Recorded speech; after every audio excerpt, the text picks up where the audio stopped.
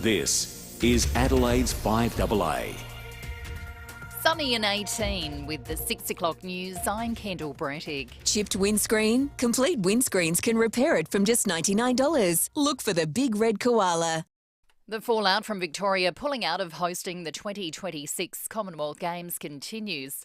The cost to taxpayers for terminating the contract remains unknown. Victorian Tourism Industry Council Chief Alicia Mariani says Victoria's reputation as the sporting capital of Australia is also on the line. There's a lot of emotion caught up in this right now. There's a lot of people trying to figure out what do we do. There's not a whole lot of time here. But I think we have to, as a destination, we have to carefully work to collaborate where we can and ensure that we support the smoothest transition that we can to the next destination. SA won't be stepping in to host the Commonwealth Games. Premier Peter Malinauskas says he's focused on the group of high-profile sporting events we already have, including Live Golf, AFL Gather Round and the Adelaide 500. The housing crisis is being fuelled by more people living on their own. Australian Institute of Family data shows in 2021, 26% of households were only occupied by one person. 55% of those living alone are women and half of them are aged over 65. While new figures show people in China are spending more than any other country on buying property in Australia. Around $700 million has been invested by people from China in the domestic property market in the first 3 months of this year. A crackdown in the CBD has seen more than 850 expiation notices handed out for offences like jaywalking. Senior police have defended the crackdown, saying they're targeting vulnerable road users who were putting themselves at harm. But there are questions around why officers weren't spending their time battling antisocial behaviour in the area instead. A Sydney sailor who spent nearly 3 months lost at sea is back on dry land in Mexico alongside his dog Bella. Tim Shattuck was making his way to French Polynesia when waves cut power to his vessel. He says he'll never forget the moment he was rescued. It made me feel like I was going to live, you know. The helicopter was the first I'd seen of any boat for 3 months. The Pentagon says it's focused on ensuring the safety of a US soldier believed to be in custody in North Korea.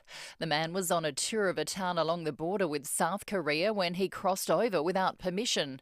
US Secretary Lloyd Austin says he's monitoring the situation closely. One of our service members who was on a tour willfully and without authorization crossed the military demarcation line. We believe that he is in the BRK custody. And the first British passports bearing the title His Majesty will soon be rolled out. The official travel documents were supplied in the name of Her Majesty for more than 70 years during the reign of Queen Elizabeth.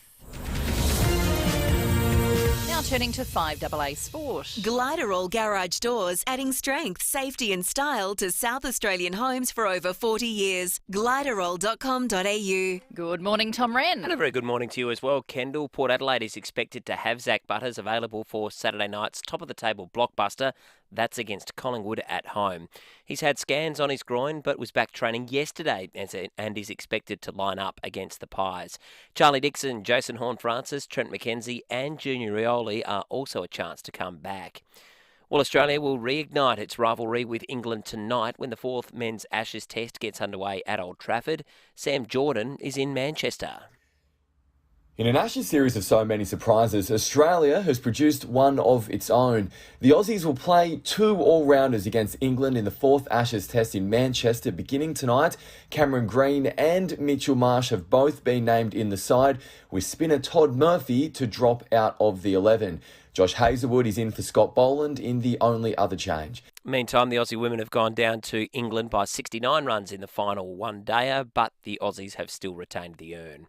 Well, Ange Postecoglou started his reign at Tottenham with a 3-2 loss against West Ham in a friendly in Perth. Spurs scored twice in quick succession in the second half to bring the score back to 2-2, but the Hammers found a winner. That was in the 78th minute. Ange Postecoglou telling 10 there were lots of takeaways from his first match at the helm. At the end of the day, I'm asking them to do things they haven't done before. They're all fantastic footballers and it's about sort of allowing them to sort of be able to make mistakes along the way. And I'll take responsibility for that. You know, we weren't organised as we should have been. There was a couple of things we weren't structurally right. That's on me. And that is the 5AA Sport. Now the 5AA forecast. Pack away the boardies and bikinis, pull out the Uggies and get your brakes checked at Automasters. A sunny day heading for 18. Showers tomorrow down to 16. Partly cloudy Friday 15 and showers again for Saturday down to 14. At the moment 8. More news as it happens on 5AA. Breakfast on 5AA. David Penberthy and Will Goodings. Test drive the Cherry Emoda 5 at Cherry Glen Osmond from 33k drive away with immediate delivery. Go Cherry. 6 after 6, good morning to you. Welcome to Wednesday on 5AA Breakfast, the 19th of July, and another morning where we're thinking of the good people of Renmark, where it is, as of 10 minutes ago when we last checked, minus 4.6 in the Riverland. We have to come up with a new name for it, the Iceland or something or other. Canberra, the coldest place in Australia this morning, minus 3.7. So stay beneath the doona and listen in over the course of the next 3 hours because we've got a big program on the way. We're going to be chatting with Lauren Tomasi from 9 News before 7 o'clock this morning with regard to this extraordinary story about this bloke stuck on what was left of his ship off the coast of Mexico, living off of rainwater and raw fish for an extraordinary long period of time. He's been rescued and now spoken. We'll chat about that before 7 o'clock. Sean Fewster after 7:30 will take us round the courts. It is Wednesday, so it's Smeg Rumour Day. Charlie Dixon will join us. He's got a brand new, he's a colleague of ours now, Charlie Dixon. He's got a new show starting, Driving with Dixon, beginning tonight, 6:30 on 5AA. And then after 8:30, the Police Commissioner, Grant Stevens. David Penberthy, good morning to you. Good morning, folks. Good morning, Will. Very excited about talking to Charlie Dixon. He's a proud revhead from way back. I was reading a bit last night about his car collection. His passion started with a truck that he inherited from his grandfather, but he's got some terrific old vehicles. One of which is a 2000 Hilux. Oh, which would be that would have melted your heart reading about that. Well, they're such practical cars, and being Toyotas with those engines, they're built to last for hundreds of years. But a car with no safety features. Something liberating and exciting about that. 2000 era Hilux would have been the ones you sort of saw tearing across the desert and Operation Desert Storm sort of period. Well, I mean, obviously that predates them, but remember that was the sort of... Generally, they had a machine gun mounted in the back of them. No, they sort of became... It was a bit later than that, wasn't it? Because they became the not that Toyota were probably thrilled with it, but they became the official vehicle of ISIS. Oh, you're right, it was Afghanistan. It wasn't... Yeah. No, it was later, you're right. Syria. So it more was around 2000. Post the Arab Spring, they all sort of got what a feeling. Speaks to their versatility as a vehicle, doesn't it? It's like when bad things happen in marketing. It's like the British brand Burberry. Suddenly, like high-end... probably most famous for their handbags and suitcases and also their trench coats.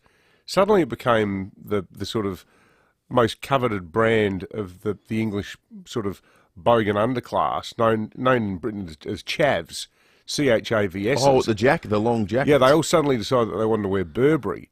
And a lot of the sort of dodgy markets in the East End that sort of sell rip-off Burberry, and it's almost impossible to tell the difference from a standing start. So suddenly...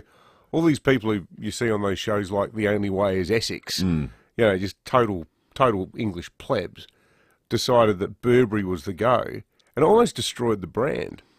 So, not everything is good. I don't think they're sitting around at Toyota HQ going, is there a sort of viral campaign we could do around the old ISIS love Hiluxes? Yeah. Unbreakable? What about that bloke drifting around in Mexico? That story is mind-boggling. He sounds like he knows what he's doing. Certainly the boat part of it was a bit of a disaster, given that it all fell apart. But the survival part of it's extraordinary. How did he catch all those tuna? Yeah, that's right. He was catching them and eating them raw, drinking rainwater. Yeah. Can you imagine trying to drink rainwater to live off? You haven't got some special rainwater catching device. No. It's whatever you can cup your hands, or if you've got some sort of hollowed out piece of metal that's on the boat that you hopefully collect enough of. You're never having a good drink. No. It's the mental part of it is the thing that interests me. Like, how do you keep your spirits up in a situation like that? Well, maybe if you have a total mental breakdown, no one knows. Just listen to him. He did sound a bit like Tom Hanks in Castaway. Yeah, he did. He looked like Tom Hanks in Castaway. Yeah, he had that sort of 1,000-yard stare. In retrospect, it made me think they nailed the whole Castaway thing. Yeah. Having seen it now play out in real life. But it was funny seeing him interviewed, and we'll play to you a bit of this before 7 o'clock. He says, he still wants to live a life of adventure, but maybe he won't go quite so far out into the ocean. Might not go quite so far out.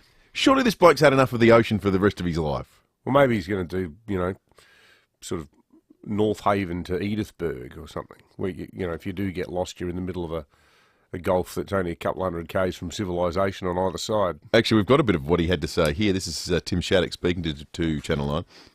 I didn't think I'd make it a lot, especially with the hurricane coming. There were many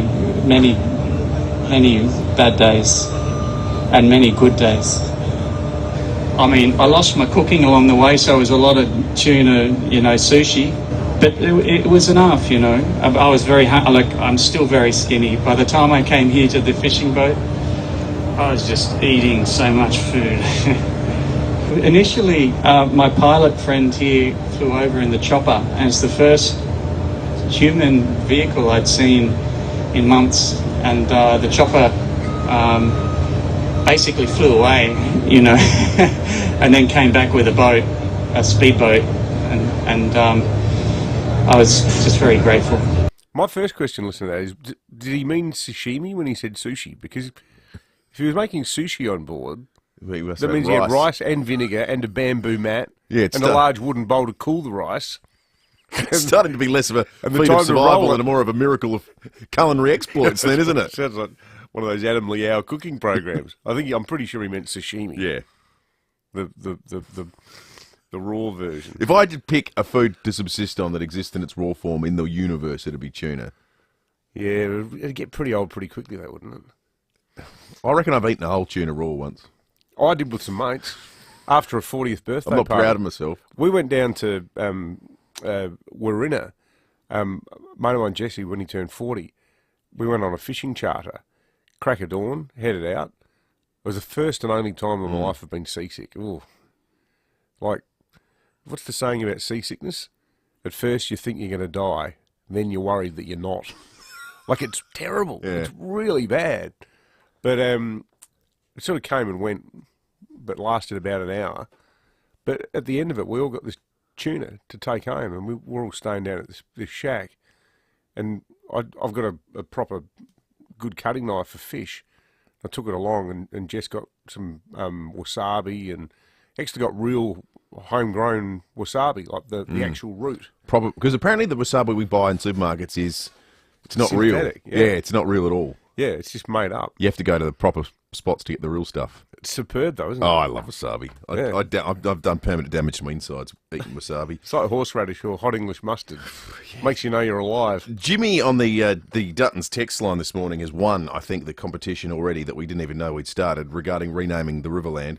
No, in fact, he's on the Foodland Supermarkets Facebook live stream. He says, the Shiverland, minus 4.6. Out there in the Shiverland. Jimmy? I tell you what, it might only be 6:14 a.m., but you got your thinking cap on, Jimmy's firing on all cylinders. Let's take a break. We'll get to the news headlines next. Have your say with For My Say. How do you think you will vote on the Voice referendum? Download the For My Say app today to answer this question at 8:30 a.m. tomorrow. That's number 4, My Say. The power is in you. SEW Eurodrive is a global designer, developer and manufacturer of drive technology. Our comprehensive range of product solutions include high-efficiency electric motors, industrial gear units, motor controllers and more. Combined with our standard of engineered solutions, after-sales technical support and service, we can swiftly deliver the right drive to suit your application. Visit sew-eurodrive.com.au. SEW Eurodrive. Driving Australian industry since 1982. This month, all kids 14 and under get to go to the footy for free. What about that? That's all games between rounds 16 and 19 of the 2023 Toyota AFL Premiership season. From selfies to screamers and tasty treats. Spectacular! Make it an awesome day for the family with a day out at the footy. Kids go free rounds 16 to 19. Boy, oh boy, wow-wee! Go to afl.com.au/kidsmonth. Terms and conditions apply, subject to capacity and availability. I'm Brett Buckley from Ray White Business Sales. Our experience with FIVEAA right from the beginning was that we had ideas on what we wanted to do. They understand the medium better than us. They sat down with us. We worked out not just the type of advertisement we would put, but the wording of the advertisements we would put forward. The collaboration that we had with FIVEAA and the team was fantastic.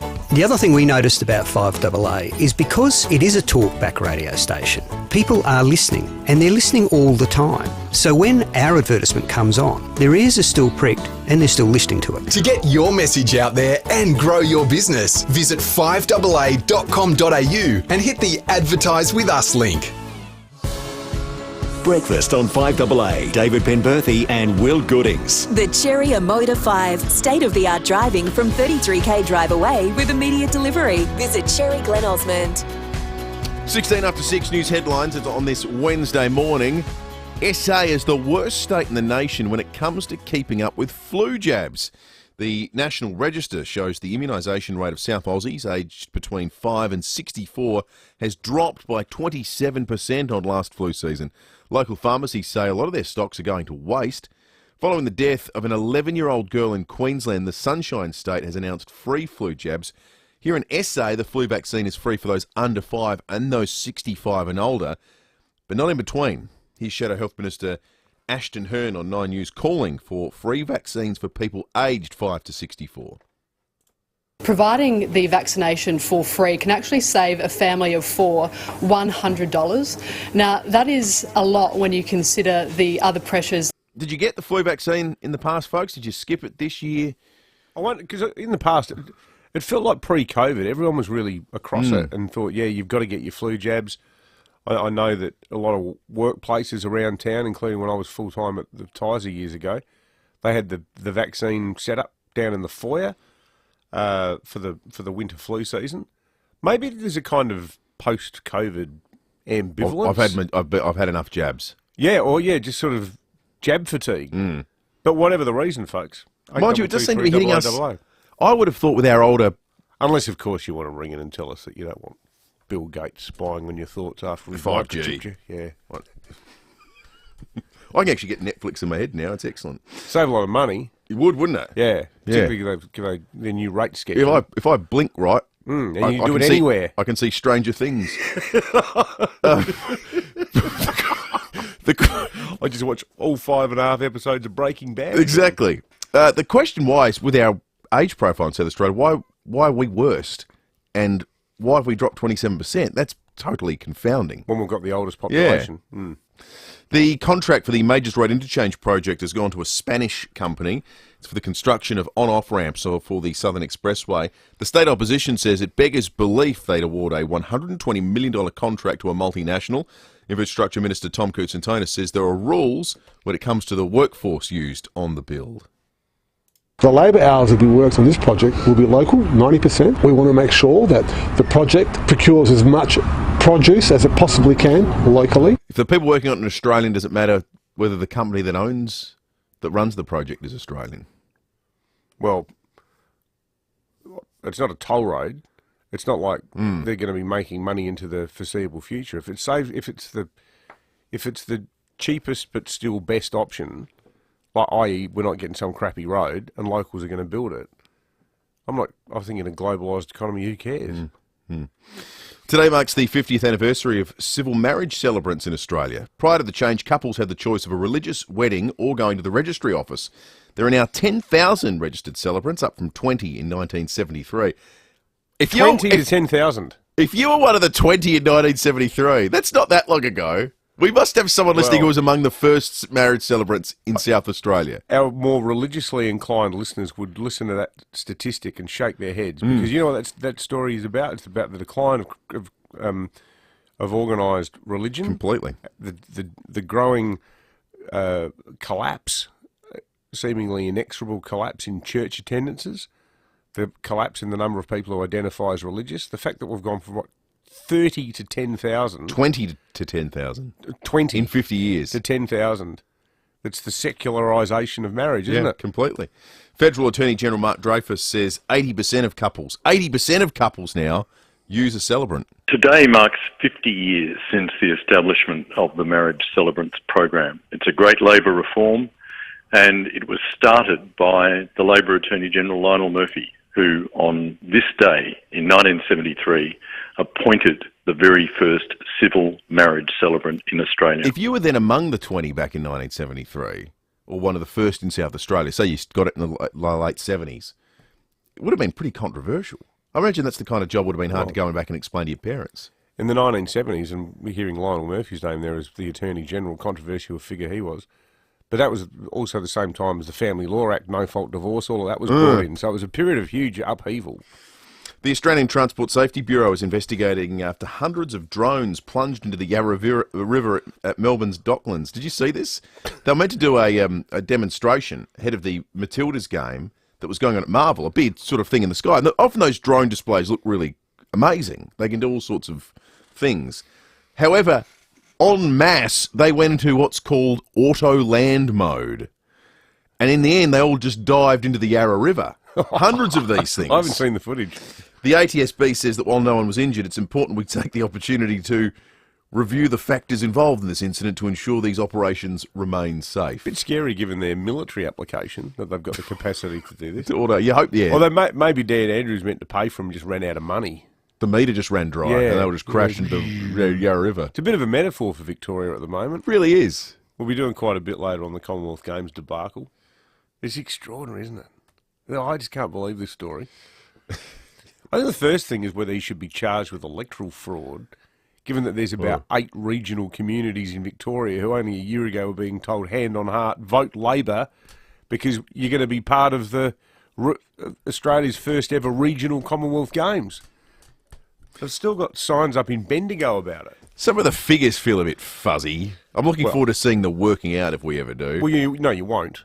Well, because it's the most secretive government. They remain fuzzy then, because it seems that the proposed cost that was outrageous and too much to pay was more than what Queensland had spent on the Olympic Games. Yeah.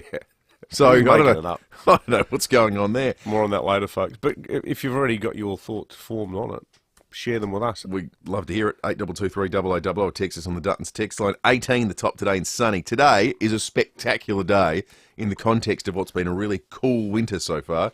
18 sunny. That's it. Nothing else to report today. Lovely. Tomorrow, there's a bit more detail, unfortunately. 16 and 3 to 6 mils of rain. Friday will be clear but cool. Top of just 15 Friday. Gets even cooler Saturday, just 14 with up to 8 mils of rain. Sunday, a top of 15 and up to 1. Monday, 15 and clear. Tuesday, 16 and partly cloudy as well. Tom Wren's in the 5AA Breakfast Studio as we turn our attention to sport. Glyderol Garage Doors, adding strength, safety and style to South Australian homes for over 40 years. Glyderol.com.au. Morning, Rennie. Morning, boys. Yes, so much to talk about. I mean, we know this week is going to be huge. So maybe we'll start with the World Cup, shall we? The Women's World Cup. Well, first off, soccer. It began last night, the era of Ange Postecoglou. Now it's only a friendly. But they went down 3-2 against West Ham. Hard to get much from it. It's an exhibition match. They were 2-0 down. They had plenty of shots, but they just couldn't convert.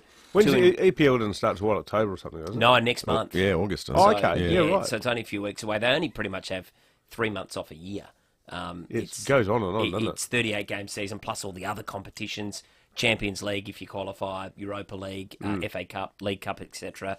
So, it'll be on in earnest. So, hard to take much away from it. But in terms of the Matildas, it all starts tomorrow night for them. They've got Ireland. And I just done a bit of a preview for you boys. They're looking to become the first host nation to win the World Cup since the USA in 1999. They're currently ranked number 10 in the world. They have got good recent form at World Cups. They've got through the group stage, the last 4 consecutive World Cups, so they know how to get through. It's then getting to the pointy end of the tournament. A player to watch out for, now we know about Sam Kerr's quality, but it's the depth, I think, that's been the problem for them. I think one to keep an eye out is Kyra Cooney-Cross. She was 17 at the last World Cup, was a standby player. She's 21 now. She's a star in the midfield. If they're going to take this next step, I think she's one player that's going to have a really dominant tournament, and I think she's capable. So that's one there. Their group is tricky. They need to finish in the top 2. They've got Nigeria too, haven't they, who are pretty good. They're ranked number 40. Ireland are ranked number 22 in the world. Canada are ranked number 7. Yeah. So this first match... There's no easy beats. There's no easy beats. And this first match against Ireland will be super physical, like tough. The Irish are tough. The good news too for those of you, I checked this out last night, for people who are fed up with having to get the Optus app or go to, Disney or, any of these streaming services, it's all going to be on free-to-air television on Channel 7. It's all on which is 7. great. Which is fantastic news. And in terms of other sides to watch, USA are clearly the team to beat. They're number 1, Germany number 2, Sweden 3, England 4. I can't do the US soccer team. Me sorry. neither. Yeah. They're terrible. I find them insufferable.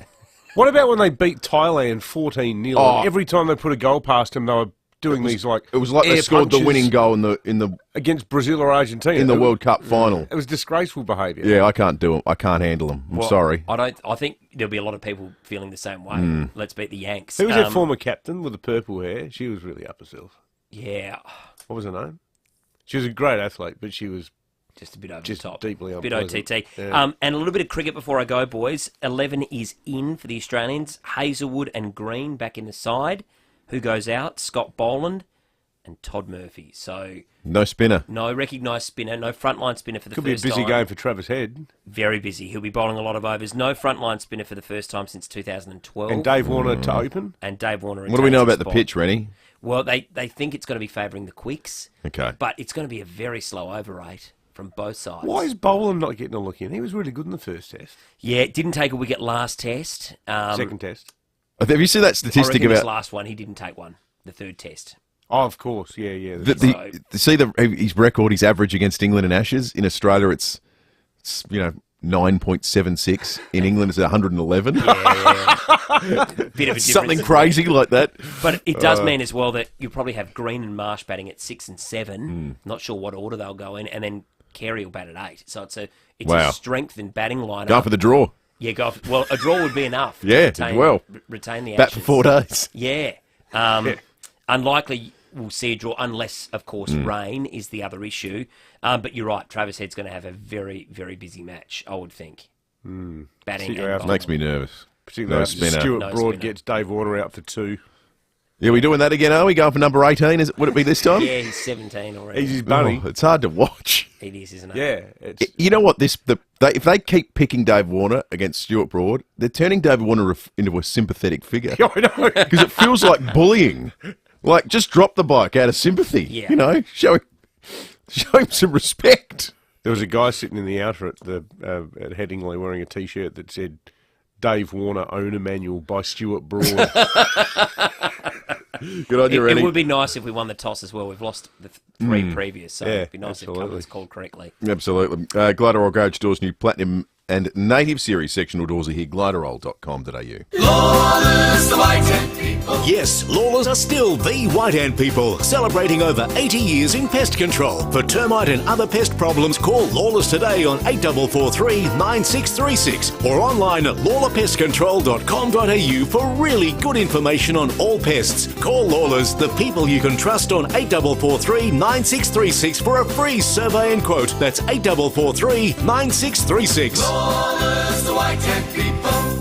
Whether a hobby or a full-blown dairy and livestock farm, they all have one thing in common: the need for good quality steel to keep livestock safe and secure. At Knorr Metals, we have just that. From rural fencing and gates to droppers, loading ramps and more, you'll find what you need for your farm. And if we don't, we'll source it for you quickly and at the best price. No matter what kind of farm you have, we'll help you out. At Knorr Metals, 255 Grand Junction Road, Ottawa. Set sail through the romantic rivers of France with Scenic and Phil Hoffman Travel. Explore the historic beauty of Normandy, the sun-dappled Seine River, the Bordeaux wine region and the spectacular south of France in all-inclusive ultra-luxury on board a scenic river cruise with beauty around every river bend. Book now to receive one-night pre- and post-tour accommodation, transfers and more. T's and C's apply. Offer ends September 30. Contact Phil Hoffman Travel to book or visit pht.com.au. For nearly 40 years, no one has done certified used cars quite like Steinborner Automotive, with dedicated yards including SA's best range of commercials loaded and ready to go, including SA's only dedicated small car and SUV centre, and SA's only large SUV and 4x4 centre suited for any lifestyle. Steinborner still also has the best range of Commodores, from ZBs to the collector collectibles. View all late model used vehicles at steinborner.com.au. Steinborner Automotive. It's well worth the trip. 5AA Breakfast is streaming live right now. To watch, simply head to 5AA on Facebook or YouTube. This is Adelaide's 5AA. Sunny and 18 with the 6:30 news. I'm Kendall Brettig. Complete windscreen supply and fit, front, rear and door glass. Proudly South Australian since 1976. Now, Victoria has said no to the 2026 Commonwealth Games. Other premiers around the country, including Peter Malinauskas, have been quick to bat away the prospect of stepping in to host them. But Perth Lord Mayor Basil Zempilas is urging the WA government to reconsider, saying it would be a major opportunity for the state. I think they're missing the point that the circumstances have changed. We should be on the phone to the Commonwealth Games Federation and saying, OK, we're not spending $7 billion. No. Here's what we will spend. Here's what we've got. You make your games fit because you need us. Jaywalkers have been targeted in a crackdown across the CBD, but police are being asked why they weren't focusing on the current crime wave. More than 850 expiation notices have been handed out over the 7 days to pedestrians, scooter users and cyclists, with officers saying they were targeting road users putting themselves in harm's way. But city workers and businesses say police have bigger priorities. University students who fail half their subjects will no longer lose their government subsidies. The federal government will scrap its predecessor's policy in response to a panel's recommendations on overhauling higher education. An interim review will be published today and will make 5 short-term suggestions before the final version's handed down at the end of the year. Today marks the 50th anniversary of civil marriage celebrants in Australia. Prior to the change, couples had the choice of a religious wedding or registry office. There are now 10,000 registered celebrants, up from 20 in 1973. Federal Attorney General Mark Dreyfus says 80% of couples use a marriage celebrant. Today marks 50 years since the establishment of the marriage celebrants program. It's a great Labor reform, and it was started by the Labor Attorney General Lionel Murphy, who on this day in 1973 appointed the very first civil marriage celebrant in Australia. Former US President Donald Trump says he's the target of a grand jury investigation into efforts to overturn the 2020 election result. More from US correspondent Alison Pachowski. Donald Trump says he received a letter from Special Counsel Jack Smith over the weekend asking him to report to a grand jury in Washington, D.C. this week. This is the clearest indication yet that the former president may face federal criminal charges stemming from his efforts to remain in power after losing the election, including the January 6 insurrection. Today, Justice Aileen Cannon is holding a hearing in Florida to discuss a potential trial date for Trump's classified documents case. The Justice Department wants that trial to start in December. Trump wants to delay it until after the 2024 election. And US authorities have voiced their concerns for a soldier who's been detained in North Korea after crossing the border during a tour without approval. The US and North Korea have no formal diplomatic relations, and US interests in the country are formally represented by the Swedish embassy. Now turning to 5AA Sport. Gliderroll Garage Doors' new Platinum and Native Series sectional doors are here. Gliderroll.com.au. And Tom Wren, some good news for Port Adelaide. Yeah, it's looking good, isn't it, Kendall, for Port Adelaide star midfielder Zach Butters. He's confident that he'll be okay to tackle Collingwood. That's for Saturday night's blockbuster at Adelaide Oval. Butters telling 9 News he feels great and even trained lightly yesterday. It's good. It's pulled up pretty well after the game, and I've had a few days off, so got back home for a few days, which was nice, and didn't do a lot, but just rested up, and I'm feeling pretty confident about it. Butters will have to get through tonight's session under lights, as will Charlie Dixon, Jason Horne-Francis and Trent McKenzie, if they're to return for the match against the Pies. Well, England has drawn the women's Ashes after winning the final one-dayer in Somerset by 69 runs. It levels the series at 8-all and inflicts a first one-day international series defeat for the Australian women's side since 2013. But Aussie captain Elisa Healy says retaining the urn is all that matters. We can tuck that little one away in the change room and know that we got that done. Yeah, a little bit bittersweet. It feels a little bit dirty in a way, but in saying that, look, we got the result we were after, so yippee. Meantime, Australia will take on England tonight in the fourth Ashes Test on the men's side of things in Manchester. A couple of changes for the Australians. Scott Boland coming out along with Todd Murphy, while Josh Hazlewood and Cameron Green come in. And last night, Tottenham went down 3-2 in Ange Postecoglou's first match in a friendly against West Ham. And that's the 5AA Sport. Now the 5AA forecast. Pack away the bikinis and boardies, pull out the woolies, and get your brakes checked at Automasters. A sunny day, a top of 18 today. Showers tomorrow down to 16. Partly cloudy Friday 15 and showers on Saturday 14. At the moment 8. More news as it happens on 5AA. Breakfast on 5AA. David Penberthy and Will Goodings. Test drive the Cherry Emoda 5 at Cherry Glen Osmond from 33k drive away with immediate delivery. Go Cherry. 24 minutes to 7. It is the 19th of July. On this day, back in 1958, Adelaide's tram network got a hell of a lot smaller. Trams to St Peters, Paradise, Springfield and Prospect ran for the very last time. If you ever caught those trams, so 65 years ago, we'd be talking to someone in their late 70s, 80s probably. Do you remember catching those trams going on that network? You probably were a young person, maybe caught them to school. 8223 or text us on the Duttons text line. The excellent Michael Smith with his flashback segment on 7 News Sunday night, he covered this a little while back, and as part of that package spoke with Colin Seymour, who looks after the archives at the St Kilda Tramway Museum. After the Second World War, our system was pretty much run down. The trams were old, they needed new trams, the track needed replacement in a lot of areas. They were planning to get new trams, but in the end I think they thought the easiest way is to rip them up and replace them with buses. I remember seeing in an antique shop years ago somewhere the old tram schedule that had all of those stops listed on it. It's fantastic.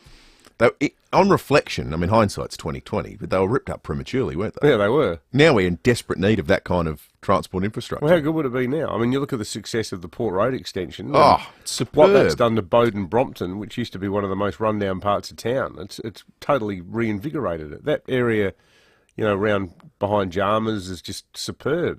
Beautiful architecture. If you could only extend the tram in one direction, I mean, somewhere would have to be first, but if you could only go in one direction, what's the next most obvious place to extend it to? I think Prospect.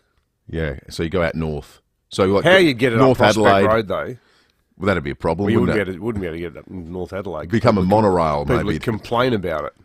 We'll have to go deep underground. It'd have to be a subway to avoid North Adelaide. Yeah, yeah. And then become a monorail to negotiate Prospect Road. Yeah, I'm sure that's been done somewhere in the world. Prospect Road's far too narrow. I mean, it's narrow for cars. I think you're right. The direction heading north would make sense. Where you've got the other spot that might be good because there's so much sort of good medium density housing going in there now is Churchill Road. Like you can see that whole area with all that vacant land becoming really high density sort of Bowden style living. They might be able to do that actually. Might be more achievable. You could run it up the guts of the Ring Road. It would look funny when people write the history of Adelaide that they go, so they got rid of these things in 1958 and then in 2020 whatever 5 they started bringing them back. Well, I suppose you could say the argument is we started bringing it back with the Port Road extension. You couldn't run it up through Barton Terrace because the tram could only exit to head into the western suburbs from there, but it wouldn't be allowed to come back in through North Adelaide. Same way as that roundabout. That road closure there is an absolute testament to Adelaide elitism, isn't it? On Memorial Drive. Yeah, the one up the top, Barton Terrace. You can leave North Adelaide to go to the west if you're feeling brave. But yeah, you've got to keep the riffraff out.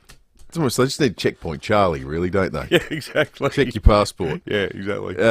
21 minutes to 7. After 8:30 today, the Police Commissioner is going to join us. He'll talk in depth about the outcome of Operation Vulnerable, which is the subject of a big story in the Advertiser this morning by Andrew Huff, who's got his hands on the official data that's come out. Turned out jaywalking is rife in the city of Adelaide. There were 355 expiations for pedestrian offences such as jaywalking. 422 notices were slapped on cyclists, 41 to e-scooter riders, and another 32 for motorcycle-related crimes. Operation Vulnerable focused on targeting and deterring vulnerable road users from placing themselves at harm in a car or other crashes? Well, we're gonna ask the Commissioner about this. I don't know if is this part of a broader suite of measures to combat antisocial behaviour in the city? Is this just one little element of it? All I'd say is I certainly hope so. Because I think when we're talking about people being held up with syringes in city bottle shops, people who run convenience stores having their windows kicked in by deranged meth heads, a crackdown on jaywalking by city office workers crossing the road when there were no vehicles around probably wasn't quite what the people had in mind. Can I play devil's advocate for a moment? Is this not the Rudy Giuliani moment?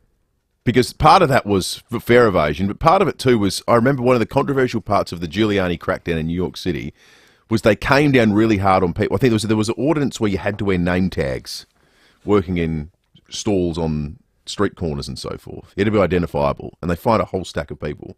And everyone went, is this really what's required? But it was part of the whole idea that in the process of being super tough on small crimes, you'll pick up all the people who regularly do the wrong things. Happening. I mean, yeah. Because if you're still having a slash behind the war memorial and being on Parliament House, and the response to that is, well, it's a little bit complicated because these people are coming down from up north and blah. I was like, well, okay, what? That's complicated and the rest of it isn't. Let's hope it's not the on-street version of the driving phenomenon where someone can be just having a rough trot because they were driving with meth without a licence or insurance, and they get let off with a $200 fine. But the person who's never done any criminal conduct in their entire life fails to register their car and gets fined thousands of dollars. Let's hope it's not the walking version of that. The low-hanging fruit. That's right. Yeah. 17 minutes to 7, 8223 0000. If you caught the old trams, we'd love to hear from you. Or maybe you've got an idea for how we could go back to the future and bring them back. Text us too on the Duttons text line, the Volkswagen Tiguan Allspace, the 7-seater that's perfect for weekends away camping trips and the crazy Saturday sports rush. Time for traffic. Thanks, Will, and good morning. Roads are working really well today. The Southern Expressway looking the goods. The North-South Motorway accident and breakdown free. It's always good. Do have water over the road to look out for at Urbray, Glen Osborne Road near Portrush Road.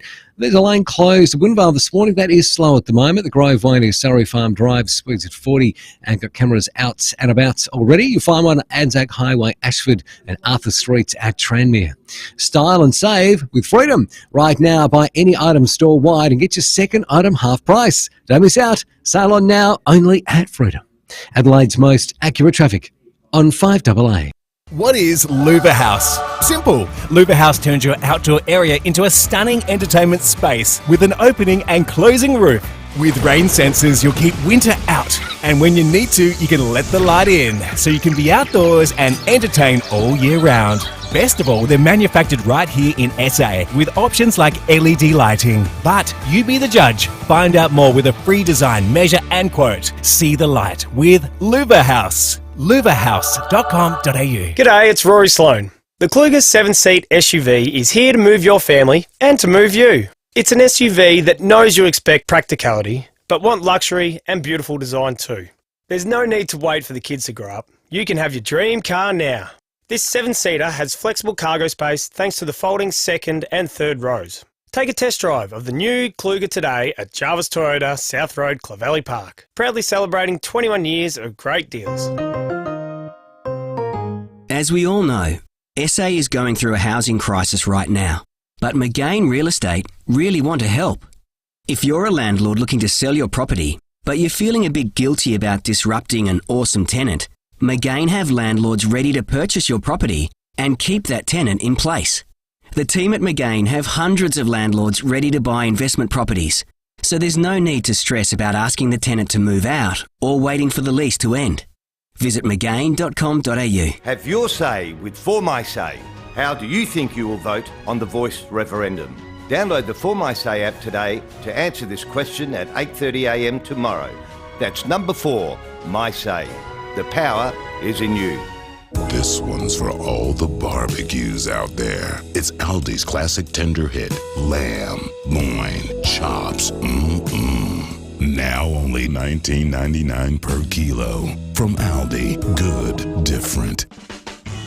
Breakfast on 5AA. David Penberthy and Will Goodings. The Cherry Motor 5. State-of-the-art driving from 33k drive away with immediate delivery. Visit Cherry Glen Osmond. 15 to 7, police and weather in a moment. Whole stack of text through on the Dutton's text line. Quite a few about the apparent jaywalking blitz. One here. Police targeting jaywalking in a cost of living crisis is deplorable. It's decisions like this that are the reason for the divide between the police and the citizenry. It also explains why they are having trouble recruiting. Rob says it's always amusing that crackdowns are based on a revenue stream. Catching workers will pay the fine, not transient folks who never will but cause the bulk of the problems. And some good lateral thinking about where the recast tram routes could go. Ian on the Dutton's text line says, continue the tram up North Terrace through the parkland, servicing the top of Rundle Mall and Rundle Street. Then continue up the middle of the parade to Norwood. Norwood would be a terrific spot. It'd be a fairly short extension too. That would seem it's not pretty that far. achievable. Not that far, although they'd probably bugger up the landscaping in the middle of the road there. And it's pretty narrow too, the parade now. That's true. I wonder if the actual people of Norwood would actually want it. I don't know. They might not. They might just like the way it is at the moment. Tell us, Nord residents. And quite a bit about the weather, although Christine from Lobethal, she's done the right thing. She's got out of the Adelaide Hills for winter. Christine says, I'm currently holidaying in Longreach, where the temperature currently is 14 degrees, with a forecast for today of 26. Beautiful. Well played. Lovely. Let's talk about the weather here in Adelaide. Mark Anelak is on duty this morning. And in fact, Mark, today looks like a pretty reasonable sort of a day. Yeah, we might even crack 14 degrees maximum here in Adelaide. Good stuff. Yeah, look, very cold start just outside the metropolitan area. Murray Bridge, minus 4.1 degrees this morning, so I can imagine some pretty thick frost lying around the paddocks out in the east there. Today, a bit cooler sort of around the metropolitan area. Temperatures getting down to the low single figures. But today, clear skies should deliver a sunny day, heading for a top of 18 degrees. A little bit windy overnight tonight ahead of a change that will bring showers for tomorrow, 16 degrees. Clearing up temporarily on Friday, 15 degrees before showers return on Saturday and 14 degrees. But for today, guys, a bit of a cool start, heading for a sunny top of 18 degrees. Good stuff, Mark. Thank you. Mark Anelak, Bureau of Meteorology. Let's head to SAPOL. Senior Constable Rhett Davis joins us. Rhett, some drug arrests in Port Noarlunga. It's yesterday, Flinders Medical Centre staff found an amount of liquid suspected to be fantasy in the possession of a 30-year-old woman. They notified police and they attended and seized the liquid. After some investigations were made, it led them to a house on Dyson Road in Port Noarlunga, where they located more than 2 litres of fantasy, along with 21 cannabis plants, drug paraphernalia and prescription medication. A 42-year-old Port Noarlunga man and a 54-year-old man of no fixed address were arrested and charged with numerous drug offences, including trafficking a controlled drug. They refused bail and will appear in the Christie's Beach Magistrates Court today. A 19-year-old woman was also at the property and was arrested for hinder police and bailed to appear at court in a later date. I'll tell you what, I don't even know what fantasy is, but I don't know. If I wasn't going to buy it, I don't think I'd be buying it off those two Darrows. Liquid fantasy is the stuff that we're going to play a bit of audio after 7 o'clock, that 2-year-old consumed. That's right. And the parents thought, well, we won't tell the police what's happened. Because we might get in trouble. So instead we'll Google what happens if a baby ingests fantasy. Dr. Google for the old 2-year-old. We'll be talking more about that after 7 o'clock. Unbelievable. Also, a speeding motorcyclist has been caught in the northern suburbs. Yeah, just about 10:40 last night, Polair spotted the motorbike travelling at high speeds on Main North Road at Elizabeth Grove. The bike was tracked on Main North Road to Gawler before the rider headed back to Craigmore, riding through back streets before stopping at an address. Patrol attended the address and spoke to the rider and checked for he was disqualified from driving and the bike was not registered or insured.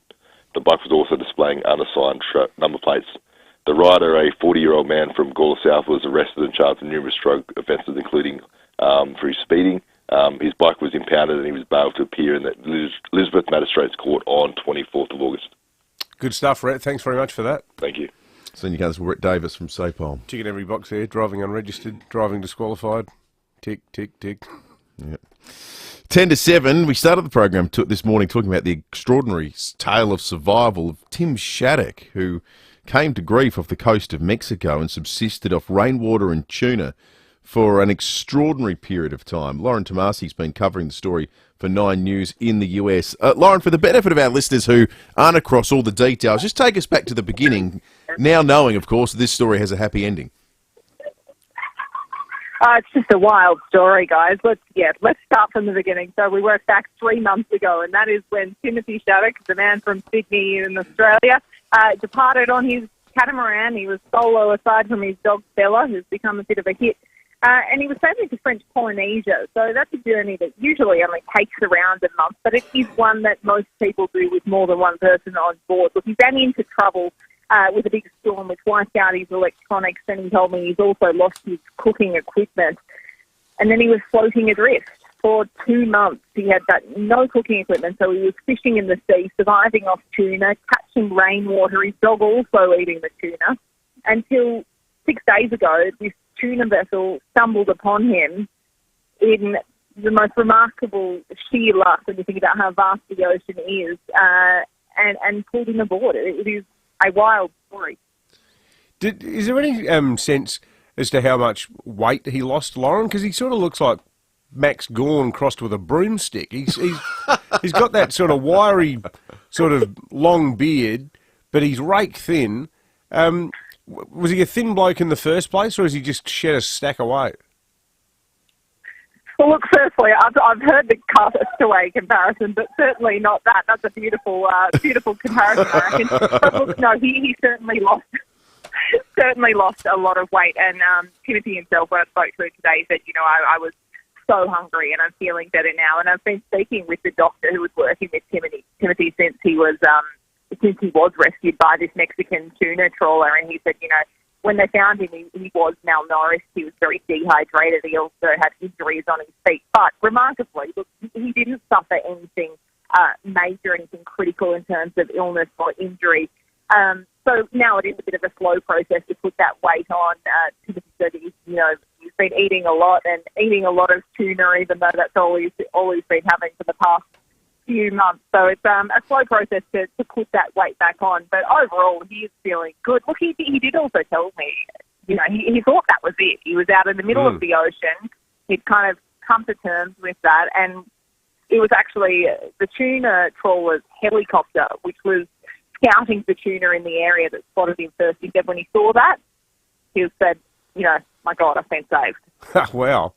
And he seemed to have quite a sort of almost metaphysical, sort of spiritual take on it all, because he said he had some really bad days, but he had a lot of really good days too.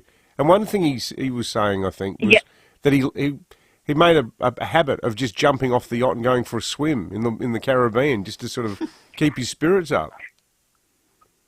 Yeah. Look, he said he is a man of the ocean, and he always will be. So he probably won't be heading that far out in the ocean again, but he will always be at one with the sea. It's his happy place. And he said that on those really tough days when he was feeling so fatigued, he was always trying to fix things on board the boat. He would find happiness inside. And he also said, Della was, a real thing that got him through, this wonderful little Mexican dog who'd been on this journey. He said that, she's a braver animal than he is. And Bella came off the boat today wagging her tail and was straight up to me for a tummy rub. She's gorgeous. Oh, wow. So whereabouts are you in Mexico at the moment, out of interest? We're in Manzanillo. It is a bit of a fishing town. A lot of the docks come in here, and that's where that tuna trawler is based. So they've brought him back to here. This isn't where his journey originated. It was on the Baja Peninsula. Right. A new spot, and now he's working through with immigration. Excellent. Well, lucky you. Manzanillo's a good spot. And Colima there, lovely town. Beautiful, 38 degrees, I think, is the field temperature right now. It is a stunning view by the ocean, my friend. Good on you, Lauren. What a story. Thanks, Lauren. Cheers, guys. That's Lauren Tomasi, the 9 News US correspondent, on that extraordinary story of survival. Back here in Australia. This guy's kissed on the bum by a rainbow. Just to round it out, Manzanillo, this is like being adrift thousands of kilometres beyond the Great Barrier Reef, and suddenly you get found by someone and then taken to Port Douglas. Like, it is utterly middle-class, fine dining. Like, it's an excellent place to be. if you've been surviving. Well, also getting rainwater, shipwrecked in the middle of a tuna fishing field as well. You know, you've got to work out all right. His luck came up. This morning, Australia Post has released its new quarterly Inside Australian Online Shopping report, this is really interesting. It turns out that in the midst of the cost of living price, at least this is the conclusion that's been drawn by Australia Post, people are online shopping more, trying to find bargains and take advantage of sales that are taking place. I found this stat interesting. On average, 5.5 million households made an online purchase each month. I looked it up. There are just under 10 million Australian households, so more than half of every household buys something online every month. It's an increase of 3.9% compared to the equivalent quarter last year, which is interesting. Consumers are spending less online overall, so the amount of purchasing is increasing, but the amount of money being spent is going down. That makes sense given the cost of living. So people are buying more and spending less online. That's right. That's really interesting. That is fascinating. Online retailers reported they're saying 2023 hasn't been great. May went up. May went up 5.7%. The reason being there was a whole heap of May sales events. So people are being really prudent when they buy at the moment. People are waiting to events and sales and things like that. Here's Gary Starr, who is Australia Post's General Manager of Parcel, Post and E-commerce, talking about which South Australian suburbs have the highest online purchase rate. In the last quarter of the financial year, South Australia has seen a 2% year-on-year growth in number of online purchases. The state's top postcodes for online shopping are Happy Valley, Adelaide and Paralowie. Paralowie, not from Adelaide. So Paralowie. How did Gulwar and the Barton go, I wonder? Happy Valley, Paralowie and Adelaide. And the City of Adelaide. Yeah, City of Adelaide will probably be a lot of younger people. Students, people like that. I read an article recently. And the thing that piqued my interest is that this website is one of the key advertisers now on the advertiser's website. It's a Chinese-owned Amazon-type operation called Temu, T-E-M-U, and I think it's the fastest-growing website in the world in the last 12 months, retail website. But you see the ads, they keep popping up. Every time you click on a Tizer article, they're there. Things like maxi dresses for women, you know, or like muumuu type dresses for older ladies for like $4.21. What? Oh, yeah. Just the craziest clothing prices you've ever seen. And God knows where they source their stuff from. But it's just this gigantic warehouse somewhere in China that sells just the world's cheapest clothes.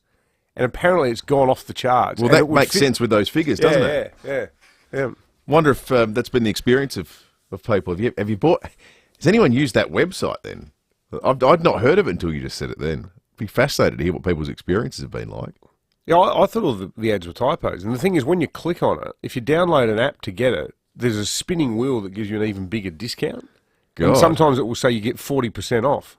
Oh, let us know. 8223 0000. Text us on the Duttons text line. 5AA News is coming up. We'll take you through some of the local stories of the morning next. Hey, you in the car. If your next service is due, just remember that Mawson Lakes Mazda has your back. We'll take care of you with next day servicing, complimentary loan car, vacuum and wash, and your breakfast or lunch is on us.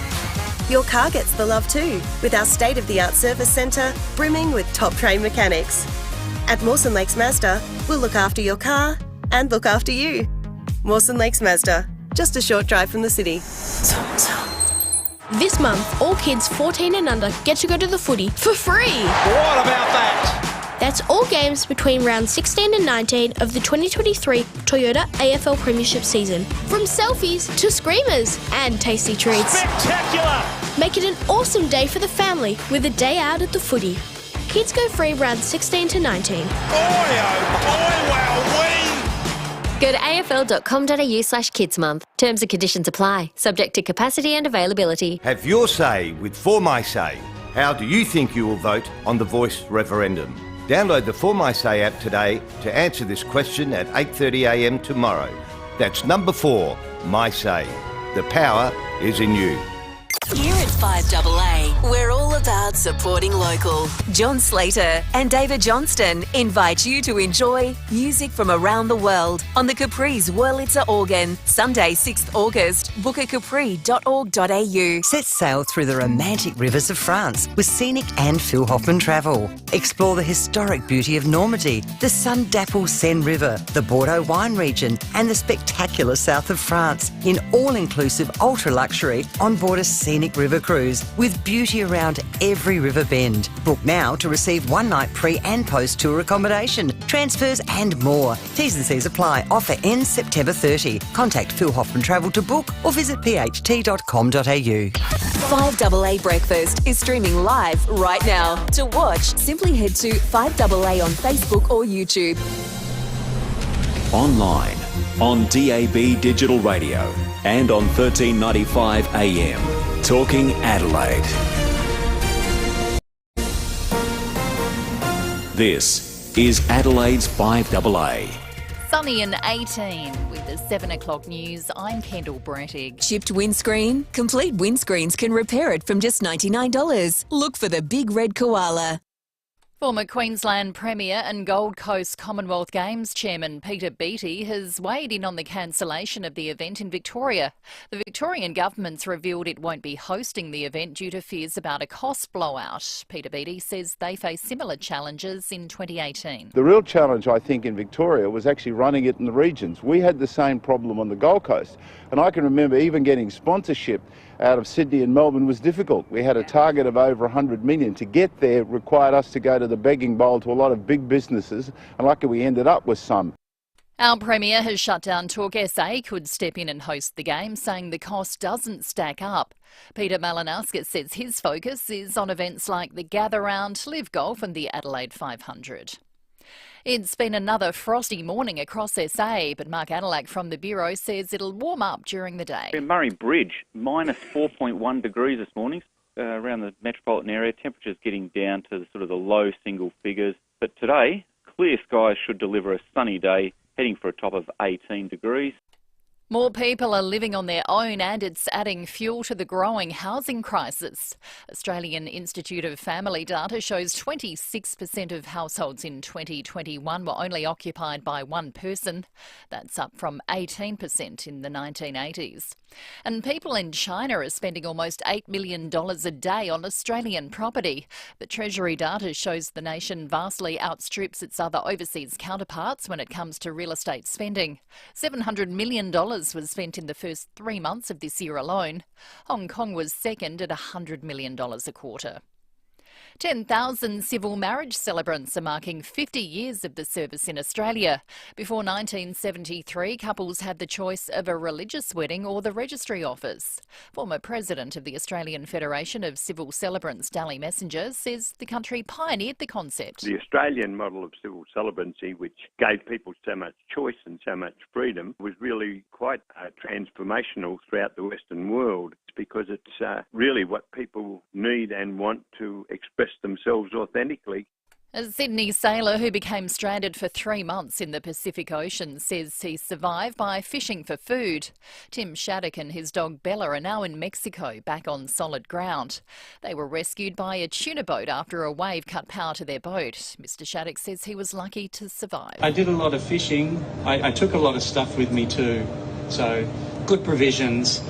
I mean, I lost my cooking along the way, so it was a lot of tuna, sushi. But it was enough, I'm still very skinny. By the time I came here to the fishing boat, I was just eating so much. The UN warns artificial intelligence could pose a threat to global peace and security. The UN Security Council's held its first formal discussion on AI and flagged the creation of an international AI agency. Secretary-General Antonio Guterres says it's unknown territory. But even its own designers have no idea where their stunning technological breakthrough may lead. It is clear that AI will have an impact on every area of our lives, including the 3 pillars of the United Nations. It has the potential to turbocharge global development. Now turning to 5AA Sport. Gliderall Garage Doors, adding strength, safety and style to South Australian homes for over 40 years. Gliderall.com.au. Here's Tom Wren. Thank you, Kendall. Australia's women have lost the final one-dayer against England by 69 runs in Somerset, meaning the multi-format Ashes series has finished in a tie, but the Aussies have still retained the urn. Meantime, Australia's men are preparing for England to return to its aggressive style in the fourth Ashes test, which starts tonight in Manchester. The Aussie bowling attack forced the English order into a more conservative approach at Headingley. Fast bowler Josh Hazlewood says they've managed to tame their baseball style so far, but it will come down to conditions. We've sort of maybe changed a little bit the way they've played, but I think if it's a good wicket, they're coming hard, and it's sort of a long one-day game, T20 aspect, and it's been exciting, and I feel like we've done a reasonable job of containing them from time to time. To football, Port Adelaide's Zach Butters is on track to play in Saturday night's blockbuster against Collingwood, with scans clearing him of any major damage to his groin. While across at Westlakes, the club is confident Rory Laird won't miss the Crows match against Melbourne with a sore shoulder on Sunday. Meantime, Sydney co-captain Dane Rampey is free to take on Fremantle this Saturday after the AFL Tribunal dismissed his two-match ban for a collision that left Western Bulldog Lachie McNeil concussed. Carlton's Jordan Boyd, though, was banned for 3 weeks for a dangerous tackle. Well, West Ham has defeated Tottenham 3-2 in a friendly at Optus Stadium in what was Ange Postecoglou's first match in charge in Perth. And Swedish player Michael Ymer has been suspended for 18 months for 3 drug testing whereabouts failures. He maintains he's done nothing wrong. And that's the 5AA Sport. Now to the traffic. Breaking news. Huge sale at Elite Betting Edwardstown. Up to $500 discount on a Queen or King mattress. Good morning. She's pretty smooth sailing. If you're up early about to jump in the car, which is always great, do have a lane closed to look out for at Winvale. However, the Graveway near Surrey Farm Drive speeds at 40. Also a lane closed at Modbury Heights. That's slow right now, actually. Grenfell Road near the Golden Way and water over the road at Erbray. Glen Osmond Road near Port Rush Road. Cameras are out and about early today. You'll find them on Cliff Street, Glengarry and Briar Road at Felixstowe. A massive $939 million could be yours with the USA Mega Lotto. Hurry, draw closes in less than 3 hours. Grab your tickets now at lotteryoffice.com.au. Adelaide's most accurate traffic on 5AA. Pack away the boardies and bikinis, pull out the Uggies and get your brakes checked at Automasters. Sunny and 18 today, showers tomorrow down to 16, partly cloudy Friday 15 and showers again for Saturday 14. At the moment 8. More news as it happens on 5AA. Breakfast on 5AA. David Penberthy and Will Goodings. Test drive the Cherry Emoda 5 at Cherry Glen Osmond from 33k drive away with immediate delivery. Go Cherry.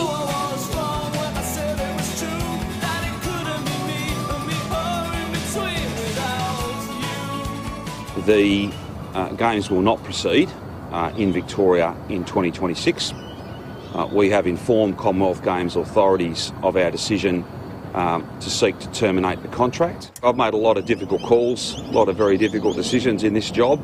This is not one of them. The cost of hosting these games in 2026 is not the $2.6 billion which was budgeted. It is in fact at least $6 billion and could be as high as $7 billion. The costs incurred in terms of services, security, transport, $6 to $7 billion is well and truly too much for a 12-day sporting event. I will not take money out of hospitals and schools. We told you about 25 minutes before that press conference yesterday that the Victorian Commonwealth Games were off.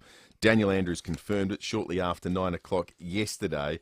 We'll get into how this is being received and what the implications might well be shortly, but wanted to hear from some of the other key players at 7:05 this morning, because there have been developments over the course of the day, and I think first and foremost the question in South Australia went to, well, could we? To quote Stephen Rowe. Could we, should we? To quote Barbara Streisand. Exactly right. Tom Cootes, two of the greats. Tom Cootes and Tonis spoke on behalf of the state government with the Premier on leave. The Commonwealth Games are due to be scheduled in 2026. I'm not sure we could organise that in time. So I'll leave that to the Commonwealth Government, but I sense that they're not willing to do that, and the state government is not willing to bid for a 12-day sporting event that could cost up to $7 billion. In terms of the public mood in South Australia, I think it's absolutely the right call by the Malinowskis government not to go down this path, because in terms of bang for your buck, the outlay to stage the games compared to the money it brings in does not stand up.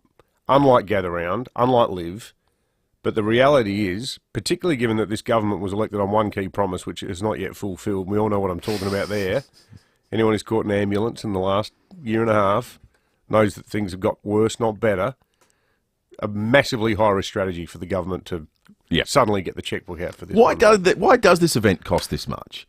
Well, that's a good question. I actually think, a bit like some of the sort of colourful figures flying in from the four corners of the globe for the FIFA Women's World Cup, I think a big part of it would be the sort of bag carriers and hangers-on in sports administration who need to be put up in the world's best five-star hotels, because that's just the way things are done. Well, and also, why does everything require new infrastructure? Good question. We play a lot of sport in this country. In fact, I'd wager we play every sport that appears in the Commonwealth Games. Just a guess. And I bet we do in every single state. Why do you need new stuff everywhere? Why can't you hold it down at Etzer Park? Exactly right. Why can't you use the velodrome that we've got out, that we've had there for 30 years, 40 years out north? Why does everything have to be schmick and brand new? That's why the Commonwealth Games will die. I don't think it's not lack of interest. It's a lack of... But this is the problem, though. None of that lets Andrews off the hook, because all of these things, you knew them when you were bidding in the first place. When did they bid? How long ago were we 15 months ago. So in 15 months, could you imagine building a... So he said it was 2.6 billion originally, and now it'll be 7. Could you imagine building a house where maybe someone can call in and tell us this has happened to you, but I doubt it, where 15 months ago you were quoted, it'll cost you 300 grand. Oh no! Now the build costs $1 million. No one believes the figures that Andrews is throwing around. And look, it's sad, because I think what we're seeing is a state teetering on the brink of economic collapse. It's what they've done to Victoria. Well, there's no bottoms money pit. You got to pay your bills at some point. Well, and this is a very large, ugly chicken coming home to roost. But the manner in which he announced it too, saying, "Oh, this is the easiest decision I've ever had to make," and trying to couch it as, "I'm doing this on behalf of the schools." And he went to the election hand on heart, looking regional Victoria in the eye, saying, "Vote for me and you'll get this." It affected the election outcome in all of those seats that Labor wanted to hold on to in regional Victoria, some of which had historically been Liberal seats. But the spin from the guy is just off the charts. Well, I'll tell you what, who's not hearing it, and that's the Australian sporting bodies. Here's Craig Phillips, the Commonwealth Games boss here in Australia. Stated cost overruns, in our opinion, are a gross exaggeration. The announcement made by the Victorian government today is beyond disappointing for us. The athletes too are really disappointed. We'll be speaking with Jess Stenson after 8 o'clock today. That's it, and that's the part of Andrew's swaggering easiest decision I've had to make stuff. Well, what do you say to the person who's been getting up at 4 a.m. every day for the last 6 years, hoping that now that they're 18, 19, they're going to crack the big time? Like, it's a terrible thing to have done. But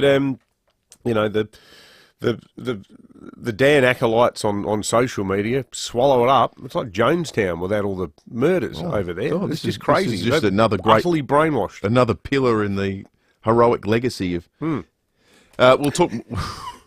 We'll talk more about that a little bit later. We've got a great text on the Duttons text line. SAPOL better up the jaywalking fines and we can host the Commonwealth Games. I love it when our texters knit together a couple of the stories that make up our 7:05 wrap, because we're going to be speaking with the Police Commissioner after 8:30 today. Operation Vulnerable has wrapped up.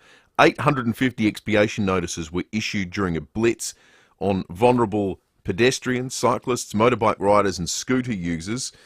355 expiations for pedestrians. Do we have any listeners that got done as a pedestrian? Apparently Matthew Pantelis did. Yeah, I was going to say. We're not sure if we've got listeners. We've certainly got presenters. 422 notices were slapped on cyclists, 41 on e-scooter riders, another 32 for motorcycle-related crimes. When people were calling for a crackdown on crime in the CBD, I'm not sure this is what they were picturing. I reckon they were thinking maybe the stabbings, the drunken disorderly, the public urination, they might be the ones that get targeted. More what we had in mind. Interesting text from Sue in Christie's Beach saying, "Re the police targeting jaywalking instead of unruly behaviour." And Sue was the one who said it. Not long ago, Matt Pantelis mentioned he'd been done for it, I think, in the city. Sue says, meanwhile, I regularly use Beach Road outside the Christie's Beach Cop Shop and often see police crossing over to Macca's 10 metres from the lights at the intersection of Dyson Road. Practice what you preach, boys. Thank you, Sue. We'll be talking to the Police Commissioner after 8:30 this morning, and as always, we might read him a couple of your texts to see what his thoughts are on that. Now, I want to play something. We spoke with Deanna Williams, the court reporter from 7 News, the other day with regard to her being in court for the suppression order on that horrible Campbelltown shooting. She was also in court and had got and read verbatim a statement made by Judge Joanna Fuller in relation to one of the more troubling and sickening cases we've covered in recent times involving two parents who thankfully have both will serve jail time, who withheld vital information from paramedics after their toddler consumed Fantasy, the liquid form of GHB, this drug. Instead of calling the ambulance, realising that they'd get into some trouble because they've got an illicit drug on the premises, what they did was they Googled what happens if a toddler ingests Fantasy. The one has received a 2-year and 10-month jail sentence, the other 3 years, 9 months. Here's what Joanna Fuller said in her sentencing remarks. The judge was scathing. For at least 3 hours, you both let her suffer the effects of Fantasy without seeking medical attention and were more concerned about the consequences to yourself. That information was vital and time critical and should have been conveyed. Well done to the judge. Good to see they on got a sentence. I mean, I don't know what would have been enough, but I can tell you this, nothing would have been too much. What a bunch of deadbeats, though. Quantity you need a licence for a dog. I was just trying to find the exact quote. You're right. But this young child had consumed, 2 years and 7 months old, consumed more of this stuff than they've found in people who have died from overconsumption. 2 years and 7 months old. The term miraculous gets thrown around. It is a miracle this child's not dead. And in the time where this kid could have been receiving critical care, these peanuts were Googling, oh, is this bad? Who's looking after the child now? Who has custody of the child ongoing? It must be a relative or... Well, they're clearly... State care. They can't play any day-to-day hands-on role in her upbringing. Surely not. They've surrendered that right, you'd think. You would hope. It's just extraordinary, isn't it? But don't you think, mate, well, now you got Rosie at home. And I'm not saying that, like, not having kids precludes you from sympathy in cases like these. But when you do have them, you have a gut reaction to these stories, don't you? Where you think, doesn't that just run contrary to every... Like, it doesn't matter how bloody tired you are or how busy you've been at work or if you've eaten dinner or you're famished. If your baby, toddler, even a teenager, if your kids need you, you drop everything for them. Yeah. So how do people end up like this?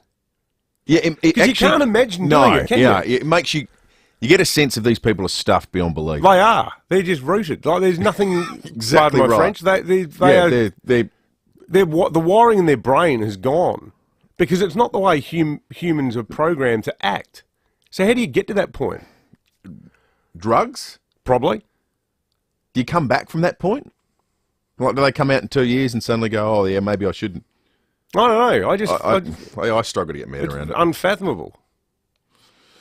And as I said, there's no slight on the capacity of people who don't have kids to empathise. I couldn't agree more. You just go, what? Yeah, you go from looking at that going, that story's outrageous, to just it being actually incomprehensible. Yeah. You just can't think of how it happened. Yeah, it just does not compute. Anyway, another world out there.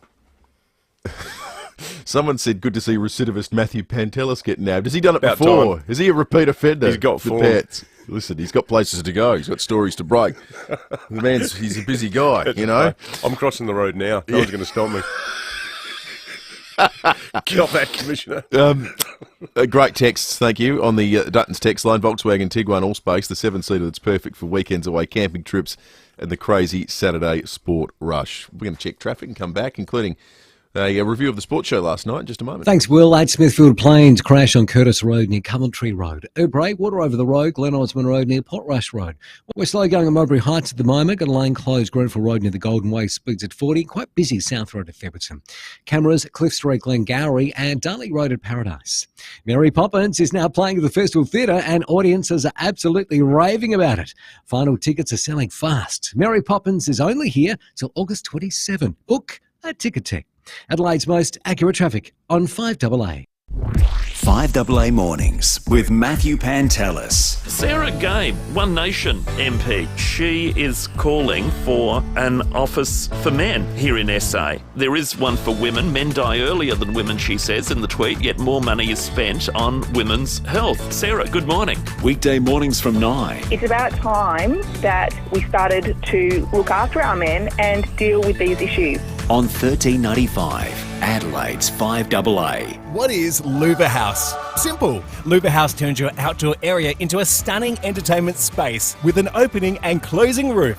With rain sensors, you'll keep winter out. And when you need to, you can let the light in, so you can be outdoors and entertain all year round. Best of all, they're manufactured right here in SA with options like LED lighting. But you be the judge. Find out more with a free design, measure and quote. See the light with Louver House. louverhouse.com.au. Stressed about replacing an obsolete industrial gear unit? SEW Eurodrive can promptly supply a modern drop-in replacement engineered to match crucial dimensions. SEW Eurodrive, driving Australian industry since 1982. G'day, it's Baz from Fleurieu Milk Company. Just wanted to let you know that we're doing all we can to get behind our local dairy farmers. They've been doing it tough for a long time. Remember, when you buy Fleurieu Milk Company products, you're making a difference. So keep up the good work, SA. Look for Fleurieu Milk Company products in your supermarket. 3 words make all the difference. Fleurieu Milk Company. South Australian first and proud of it. Have your say with For My Say. How do you think you will vote on the Voice referendum? Download the For My Say app today to answer this question at 8:30am tomorrow.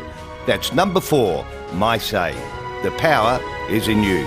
As we all know, SA is going through a housing crisis right now, but McGain Real Estate really want to help. If you're a landlord looking to sell your property, but you're feeling a bit guilty about disrupting an awesome tenant, McGain have landlords ready to purchase your property and keep that tenant in place. The team at McGain have hundreds of landlords ready to buy investment properties, so there's no need to stress about asking the tenant to move out or waiting for the lease to end. Visit mcgain.com.au. Rosanna Mangiarelli here from 7 News. Join me and Will Goodings for Adelaide's leading news hour, 7 News, tonight at 6 o'clock. Breakfast on 5AA. David Penberthy and Will Goodings. The Cherry Motor 5. State-of-the-art driving from 33k drive away with immediate delivery. Visit Cherry Glen Osmond. Coming up at 23 minutes after 7, the Art Gallery of South Australia is excited to present an Australian exclusive, Frida and Diego Love and Revolution. We've got tickets for you and 3 friends to get along, plus a prize bundle valued at $250. Just give us a call right now if you want to get along. Art Gallery of South Australia presents Frida and Diego Love and Revolution, iconic works of Frida Kahlo and Diego Rivera. Tickets and more info at agsa.sa.gov.au. Can anyone down at Grange or in the Henley area that walks along the beach tell us this morning if the Helsel 2 has disappeared yet from the end of the Grange jetty, the yacht that did the Sydney to Hobart? Yeah, it's amazing. That the skipper was out on a loan a few days ago. He was doing a test. He'd done a refurb basically, and was out on a test run. To see the new plug worked. Yeah, and the plug didn't work as it turned out. So it floated down, got stuck in a sandbar off the Grange jetty. Last night there were crews out there starting the salvage process. So I just wonder is it completed or are they still doing it this morning? It's turned into a bit of a tourist attraction down at Grange. Have a listen to some of these people who spoke to 7 News last night. They're here along the shore, there are people everywhere having a look and taking photos. Certainly it's exciting for kids to be on school holidays, something to do. These guys probably got their work cut out for them. So yeah, we're very intrigued to see how it goes. Come on kids, let's go see the capsized yacht. I think that's a really South Australian thing. I can remember, so it was January last year, the start of the year, yeah. It was my last day of holidays before we came back to work. And I woke up and heard that the big chunk of the Rapid Bay jetty had fallen into the sea. And I was with the kids down at Aldinga, and I said to Kate, I think I'll take the boys down and have a bit of a look at that. And she said, what are you talking about? I said, you just want to see where the jetty's gone. Just want to see the hole. Yeah. And there were heaps of people there doing it. It was unbelievable. The vision of people... Got to make your own fun in Adelaide. Lining the beach and being on the jetty. I mean, no one to gather around worked. Exactly. Maybe we could hold the Commonwealth Games during gather round. There's an idea. So, look, just... At half-time, it'll be the discus. Yeah. Quarter 100 time, metre sprint. Quarter time, 100-metre sprint. After the game, the javelin. Yeah, they're down there at the parade and up in the Barossa. One it's ticket. Oval. One ticket covers it all. Well, you could start the marathon, like in Tanunda, and then how far is Tanunda from town? 47.5 k's. Oh yeah, be a little bit further. Be further. But you could start the marathon during the game. Do a full lap of the ground and then at half time, and just say to the Commonwealth Games, look, we're paying $1 billion on the no, not even that much, $500 million, 500 million. We're going to pay 500 million with a guaranteed return of at least that amount. The gather games, but we're not building any new stadiums. We're going to be using Hickenbotham, Alberton, Richmond's home ground. How do we do the swimming? We'll just do it at the beach. Okay. Yeah, ocean swim. No world records are going to be broken. I mean, if we do it at Henley, we'll have to move that yacht out of the way. I mean, what about the aquatic centre?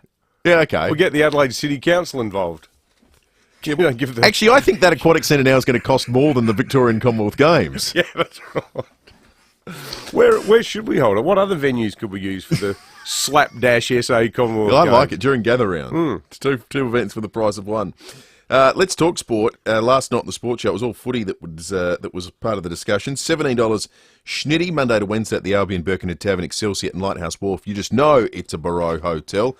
They've got chatting with Scott Camporelli and asked him about what changes Campo would make to the Crows side for this, what is now do or die for the Crows' finals chances. All right, what would you do Sunday? I guess for me, I'd play McHenry instead of Murphy. I reckon he deserves a full game then, right? So he's got great running power. He can still put on the same amount of pressure as what Murph does, which we know that's probably why he's in the team. And I think Ned's probably a bit better composed and a better kick for mine. Then I'd probably go Strawn over O'Brien. I think we've seen a fair bit of Riley O'Brien this year, and yes, in terms of pure hit-outs, but I've watched Strawny a couple of times at Samford level, and I watched him at the end of last year when he came in and he played against Max Gawn. Was it last? Yes, it was. 2 games was and terrific. Played brilliantly. I think he deserves an opportunity. If you're talking about guys that are coming in there, and he's got good ruck craft. So, and what that does is it allows him and Riley Thilthorpe to go 50-50 in that ruck, or 60-40, to get Riley some more game time through that middle of the ground. Love it. It'd be fascinating. Matthew Nix has been incredibly loyal to Riley O'Brien. I'd be stunned if that's a change. Interesting that's in Campo's thinking, though. It does feel like it's time to have a different look, because he's been a mark of Matthew Nix, whether you see it as a strength or a weakness, is he will back his preferred side in. Yeah. They haven't repaid his faith. Well, the thing too is at this point in the season where, you got to have a lash if you're going to make it. So do you just keep doing the same thing over and over?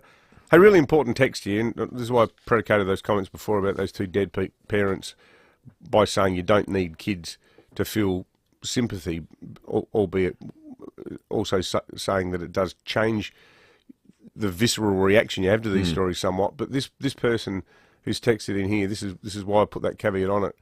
She says, I don't think not having your own children affects the outrage I feel about these dead set oxygen thieves, because I'm desperate to get pregnant, but I can't. So it makes me angrier that they've taken the privilege of having children for granted.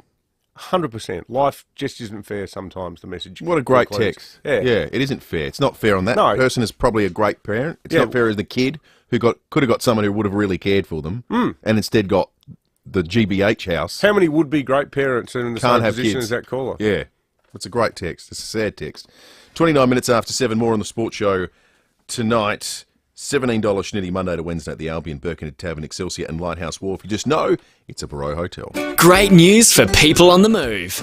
Budget Car and Truck Rental have a new location just north of the city at 354 North East Road, Clemzig. Open 7 days a week. So, if you're moving out or in, taking a load to the tip or going on a big trip, you can do it all with Budget Car and Truck Rental. 7 metro locations, including their new site at Clemzig. Call 13 27 27. That's 13 27 27. Hello, I'm Tex Perkins. Tex Perkins, the man in black, is back, performing the legendary songs of Johnny Cash in a brand new show. Burning ring on fire. Tex brings the hard-living country legend to life, performing the songs and stories of Johnny Cash as only Tex can. I'm stuck in Folsom Prison. Tex Perkins, the man in black. Friday, November 3 at Her Majesty's Theatre. Tickets at texperkins.com. I won't go. What's the best thing about winter? Definitely the Bob Burns Blinds Winter Warmer Special. Get super cozy with up to 40% off. That's up to 40% off our entire range of curtains and blinds, including our energy-efficient window coverings. With Bob Burns Blinds, you'll get that quality show home look, and you'll save money on energy bills by trapping the heat in your home. Get set for winter now with the Bob Burns Blinds Winter Warmer Special. Book your free measure and quote at bobburnsblinds.com.au.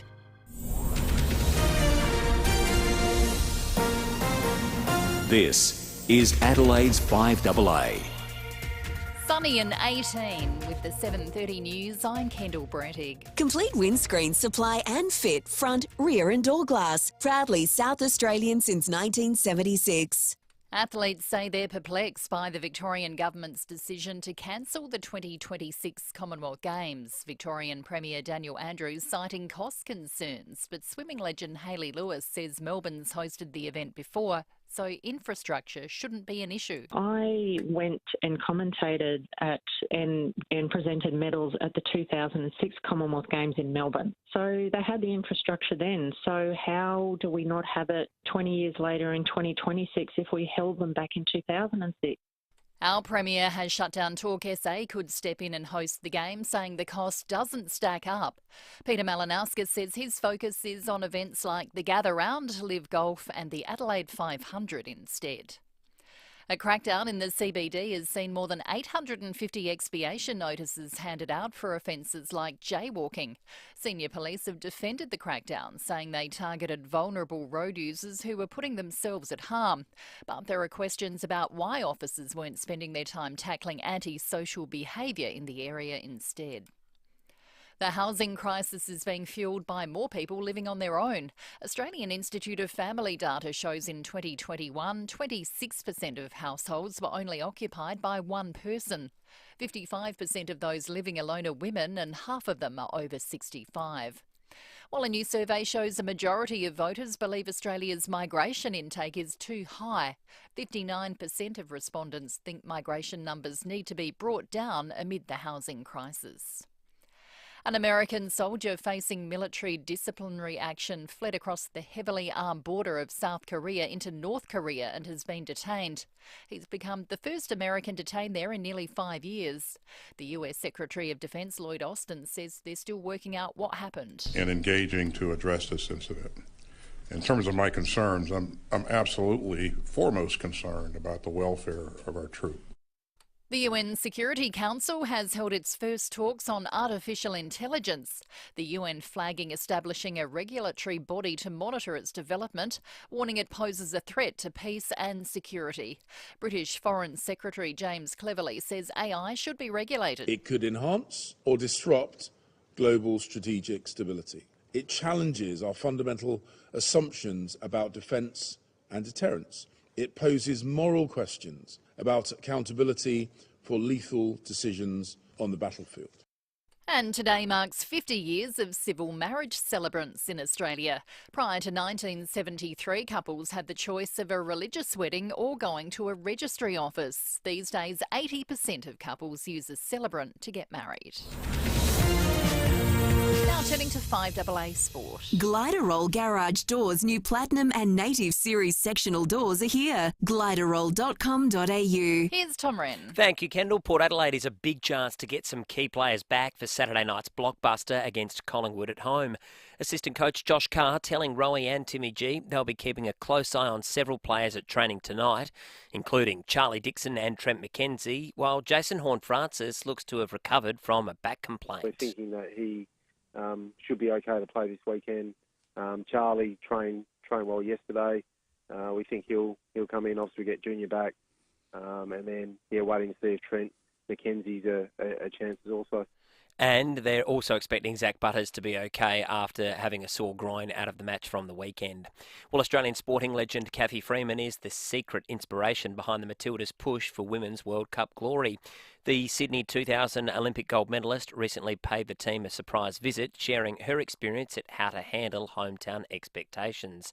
Midfielder Avi Luick says Freeman's appearance has given the team a huge lift. We had a bit of a chat to her and talked about how she dealt with pressures, because obviously she had the weight of the nation on her shoulders, and we came away from that feeling a little bit of a weight off our shoulders, I think, and just completely inspired. Yeah, can't wait for it. The Matildas will take on Ireland tomorrow at Olympic Park in Sydney. Meantime, Tottenham has gone down 3-2 to West Ham in a friendly overnight in what was Ange Postecoglou's first game in charge. That match played in Perth. And Australia's women's cricketers have lost to England by 69 runs in the final one-dayer of their Ashes series in Somerset overnight. However, they still retained the urn. And that's the 5AA Sport. Now checking 5AA traffic. Breaking news. Huge sale at Elite Bedding Edwardstown. Up to $500 discount on a queen or king mattress. Good morning. Adelaide Gardens. Got a truck broken down on the freeway. It's actually stuck in the tunnel in the left-hand lane as you're heading towards Crafers. Take it easy through there this morning. Smithfield got another crash to look out for. This one's on Curtis Road near Coventry Road, causing a few delays. Slow going South Road at Edwardstown with cameras this morning. Done Robin Road, Warradale, and Edward Street at Dill Park. The Skoda demo clearance. It's the same high-end style, just with more experience and some money off. Visit your local Skoda dealer today. T's and C's apply. Adelaide's most accurate traffic on 5AA. Pack away the bikinis and boardies, pull out the woolies, and get your brakes checked at Automasters. A sunny day, a top of 18. Showers tomorrow down to 16. Partly cloudy for Friday, 15. And showers on Saturday, 14. At the moment, 8. More news as it happens on 5AA. Gentlemen, are you getting up 3 or 4 times a night to pee? Caruso's Prostate Ease Max relieves the frequency of nighttime urination in men with medically diagnosed benign prostatic hypertrophy or enlarged prostate. So if you'd like to pee less and sleep more, try Caruso's Prostate Ease Max. Available from leading pharmacies and health stores. Always read the label and follow the directions for use. If you've not had your symptoms diagnosed or if your symptoms persist or worsen, consult a medical practitioner. Is there a God? What is the meaning of life? Do I actually need unlimited data to watch a few cat videos on my commute? Cute. Question everything, especially your telco plan. Get the data you need at low prices with Aldi Mobile. 5AA Breakfast is streaming live right now. To watch, simply head to 5AA on Facebook or YouTube. Breakfast on 5AA. David Penberthy and Will Goodings. Test drive the Cherry Emoda 5 at Cherry Glen Osmond from 33k drive away with immediate delivery. Go Cherry. 22 minutes to 8. John Blake coming up before 8 o'clock. The yacht is still at the end of the Grange jetty. We got a text on the Duttons text line from someone a moment ago confirming that. So the salvage operation's underway, but it clearly hasn't yet been completed. It is the 19th of July, 2023. 50 years ago on this day, the first wedding celebrants appeared in Australia. At that point, there were 20 of them. Today, there are 10,000. We're trying to find South Australia's longest-serving wedding celebrant. Do we have anyone that dates back and is among those first 20, or what about in the years immediately thereafter in the late 70s or early 80s? You would have been amongst the first generation of celebrants in South Australia. If that's you, and you've been in the game for a long, long time, we'd love to hear from you this morning. I reckon the other thing that would have given it a kick along was the yes vote for marriage equality. Good point. Because, a whole new influx of people catering for the gay community. Absolutely. 22 minutes to 8. It's time to go around the courts. It's time to go around the courts with Sean Fuster on 5AA Breakfast. You can make a difference without getting involved through independent charity Crime Stoppers, supported by Police Credit Union. There are stories Sean writes that I know are really difficult to write. And then sometimes there are stories I get the feeling Sean really enjoyed writing. And It'll be a bit of a rest and reprieve from the usual procession of human misery that he's dealing with. Is that a fair summation of how this one transpired, Sean? Now, guys, come on. Every case is just as important as every other case.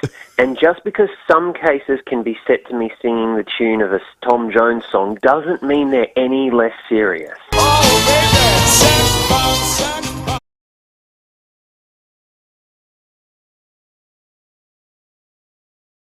Start, because this is very much a COVID-era story. 2 words. Sex balls. No, sorry, you're right. COVID era. We've got to start with those 2 words. This is the story of Raman Sharma, a man who got a call from a mate interstate and said, hey, 2 of my friends are in COVID lockdown at Tom's Court Hotel. They're going through drug withdrawal. I'm going to impinge upon Indian cultural debt here. You owe me as a friend, which means you owe them as a friend. So I need you to smuggle them some sex balls. What are these sex balls of which you speak, Sean? This is a thing called Kamini balls, which is an Indian cultural thing by the sounds of things from what the court's been told. They're little balls of aphrodisiac, basically. They're not legal in Australia, but according to the court, you can find them at some Indian grocers under the counter and places like that. They've got a small amount of opium in them.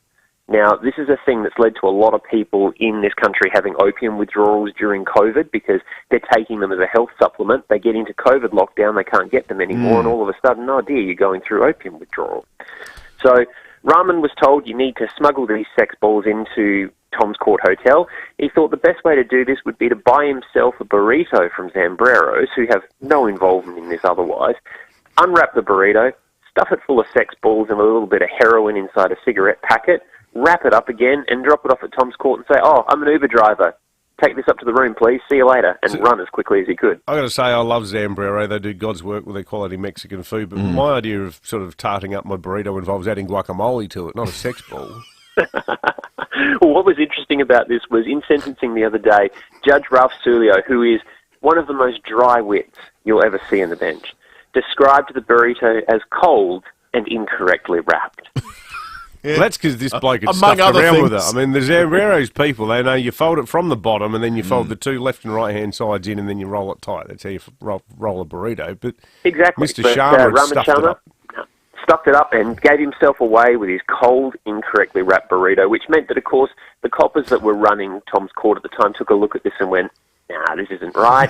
They opened it up. They found what turned out to be the sex balls inside and the heroin inside and went, yeah, we might go pick this Uber driver up and have a bit of a conversation. Sean, did the person inside the COVID hotel, was the suggestion they were suffering from opium withdrawals, or did they fundamentally misunderstand the very not social nature of being in COVID isolation?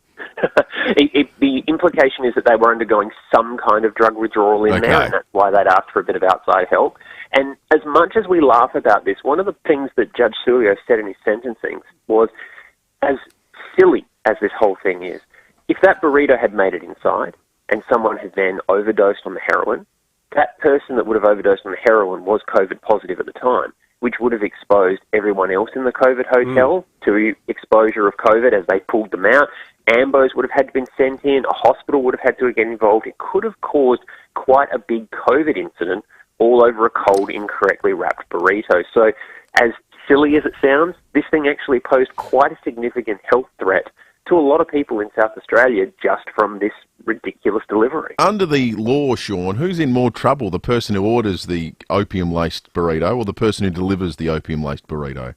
The person that delivers, because the person that ordered it, so to speak, never took delivery. And so there's no proof beyond reasonable doubt that they had asked for it themselves. It'd be like me saying, take this to my mate Will, without Will ever realising that he was going to be receiving this surprise burrito. Well, I guess the other thing too is it's comparable. You know, as comical as the burrito is, it's just a carriage. Like it's no different from having drugs in a bag. And the person who wanted the drugs is the drug addict. The person with the burrito is the drug dealer. Geez, in hindsight, we punched above our weight in the sort of COVID takeaway stakes, didn't we? First we had the COVID pizza from Woodville. That's right. Now the COVID burrito. That's right. We've done very well with food-related things. And look, Mr. Sharma did well as well. Judge Sulio took some mercy on him. He said, look, you stood to make nothing from this. It was a very unsophisticated attempt at things. Nothing major did happen. So as a result, your 3-year, 13-day prison sentence can be suspended on condition of a 12-month, $1,000 good behaviour bond. But my favourite part of this, guys, the bit that had me in stitches, was at the end of the whole sentencing, Judge Sulio, again, dry wit as I noted, said, I'm going to order forfeiture of the drugs and any drug paraphernalia to the police to be destroyed, as we always do after these cases, and I assume that the burrito has already been destroyed. Good on you, Sean. What a story. Good on you, mate. Sean Fewster joins us each and every Wednesday morning and takes us round the courts, and of course you can hear him with the excellent Just Lawful program and podcast. Airs on Sunday nights, but you can get it wherever you find your podcast. Inspired by our call out, how could we put on a cheap and cheerful slapdash Commonwealth Games here in South Australia at minimal cost with maximum returns? I like this one. How about the swimming events for the SA Commonwealth Games be held in the Blue Lake down at Mount Gambier? Get the regional areas involved. Geez, it'd be cold down there at the moment, wouldn't it? I think it's always cold. Could be the Winter Olympics we could do. Is there a Winter Commonwealth Games? If there is, it should be held in Mount Gambier. Exactly right, or Renmark. 15 minutes to 7. Let's check traffic and come back with more in a moment. Thanks, Will. At Kidman Park, there's a smash on Grange Road near Findon Road. Leeward Gardens, truck broken down on the freeway, actually in the tunnel, stuck in the left-hand lane there. It's as you're heading to Crayford, so take it nice and easy if you're passing that way. Smithfield Plains, crash Curtis Road near Coventry Road. Busy South Road at Theberton, slow Marion Road at Anzac Highway with a camera Edward Street at Door Park. The Guzmani Gomez Cali Burrito with its Chipotle seasoned fries, choice of filling, fresh pico de gallo, guac, sour cream and more. It's legendary, only at GYG. Adelaide's most accurate traffic on 5AA.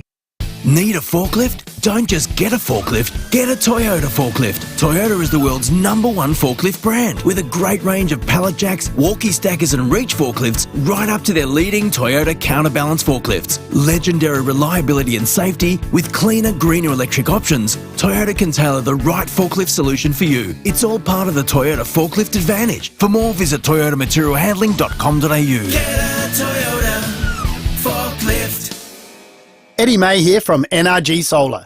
I'll buy a battery when they get a bit cheaper. Well, that was all of us back in 2010. But now, they're no longer getting cheaper at all. At NRG Solar, we won't be beaten on the price of a quality home battery, and we'll help you get started. We'll set you up with 13.5 kilowatt hours of storage, a 10-year warranty, blackout protection, and an awesome, easy-to-use app. So don't put it off any longer. Visit nrgsolar.com.au today. Now, if you're looking for tonight's dinner inspiration, look no further than Sam Tass Seafoods, where freshness meets unbeatable prices. How about this? Fresh Tasmanian scallop meat or SA king prawn meat in garlic butter as a tasty winter warmer. Yum. With some rice on the side. I think they've missed a trick, the good people at Sam Tass. Happens rarely. They should really do the Tim Shattuck special. You know, some sort of cut price tuna. Entire tuna out there. You get a whole tuna unfilleted. That said, they prepare it for you. All fillets are ready, like you can Coorong mullet, Spencer Gulf garfish, Tommy Ruff fillets. They're on sale this week too. Yum. Plus, Sam Tass has Adelaide's best seafood deal. Snap frozen kilo packs of your favourite seafood. 4 packs for just $60. Tommy Ruff's, I reckon, the most underrated fish. They're superb. And what about those narcs in the eastern states? They wanted to rename it the Australian herring. What an artless name that is. What's wrong with Tommy Ruff? They should be called They've been Tommy cancelled. Ruff. No, it's a South Australian term, apparently. You say Tommy's in the eastern states, people have got no idea what you're talking about. Also at Sam Tass, fillets of Australian red snapper, New Zealand John Dory or flathead, tasty portions of Atlantic salmon, and way more. Fill your freezer. This deal, I can't remember them putting up the prices on this for donkey's years, if ever. 4 kilos for $60. If inflation skipped Sam Tass, check out their didn't Facebook. get the memo. No, they didn't. Facebook and Instagram pages for inspiration, and see what some of Adelaide's best chefs are creating with their seafood. Sam Tass, Adelaide's ultimate seafood experience, open 7 days at Richmond Road, Richmond. Have your say with For My Say. How do you think you will vote on the Voice referendum? Download the For My Say app today to answer this question at 8:30 a.m. tomorrow. That's number 4, My Say. The power is in you. Shane Lynch was just 13 when his parents found dirty magazines under his bed. I mean, they were filthy, covered in concrete, dust and muck. Copies of Dreamy Driveways and Concrete Connoisseur. This fetish later gave birth to Adelaide Exposed Concrete, highly skilled professionals dedicated to pouring perfect concrete paths, sheds and exposed aggregate driveways. AdelaideExposedConcrete.com.au. Best on ground all year round. 5AA Breakfast is streaming live right now. To watch, simply head to 5AA on Facebook or YouTube. Breakfast on 5AA. David Penberthy and Will Goodings. The Cherry Motor 5, state-of-the-art driving from 33k drive away with immediate delivery. Visit Cherry Glen Osmond.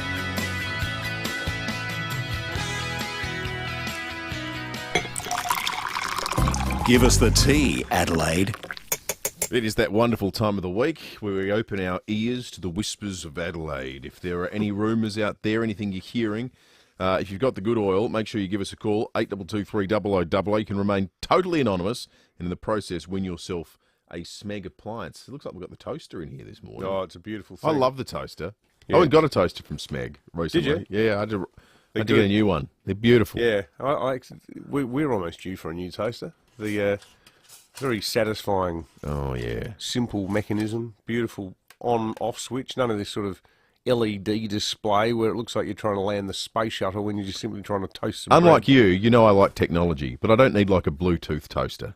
No. I don't need my toaster connecting to the internet. What is an internet fridge? I don't know. What's the point of having... I would presume at some point in time it'll be able to detect you're out of milk and order it for you. Probably. I guess. Yeah. But I don't think it can do that now, so what is the point? I don't know. No. If you've got an There's no internet point. fridge, call us and tell us why. Building or renovating, your first choice should be visiting the Smeg showroom at Debney Distributors. Takes the difference. Imagine if it got hacked by Smeg. Russia. What, And it would only serve borscht. You don't get milk. Have you ever had borscht? The beetroot soup. And Well, it's your Polish. people would be Mum all loves right. it. She loves it. You put a bit of sour cream in it. I'm not a don't you? fan. No, that's not. Diced gherkin. I'm not a huge beetroot person at the best of times. No, beetroots are good. Beetroots I can deal with it, but I'm not I wouldn't have a bowl of it. Put it that way. Beetroot or gratin, killer dish. Particularly having come off the Samtas had some Atlantic salmon, and then just make beetroot or gratin. So make a potato bake, but don't put potato in it. Put beetroot in it. It's superb. 8223 if you've got a rumour for us. We've still got something of a rumour, albeit it seems pretty substantiated, from Glenn in Salisbury Heights on the Duttons text line. This is an interesting story in the context of the Adelaide City Council, cash-strapped as it is, scrounging around for new ways of making money. Glenn writes, "Hey guys, are you aware that Plaintree Drive behind the zoo is now paid parking until 10 p.m? We parked there Saturday night for the footy. Other families were parking there for Illuminate at the zoo, and we couldn't work out why some people were paying. We then checked the signs, and it's now changed until 10 p.m. Monday to Saturday. There's very little lighting down that road, and all the parking signs are in the dark. I wonder how many people get fined. The ultimate revenue raising by Adelaide City Council, discouraging families to come to the city." That's bizarre. That is pitch black along there too. Oh, yeah. You can't see a thing. It's quite creepy at night around there. Yeah, all those thousands of flying foxes hanging from the trees. Like something out of the Hounds of the Baskervilles. Total sympathy for that, for anyone who got pinged there. If you did, give us a call. Different categories of people that might have copped an expiation at the moment we're talking to. Maybe those on Plaintree Drive that missed the memo that things had changed, or indeed those that got caught up in Operation Vulnerable. 8223 got done for jaywalking.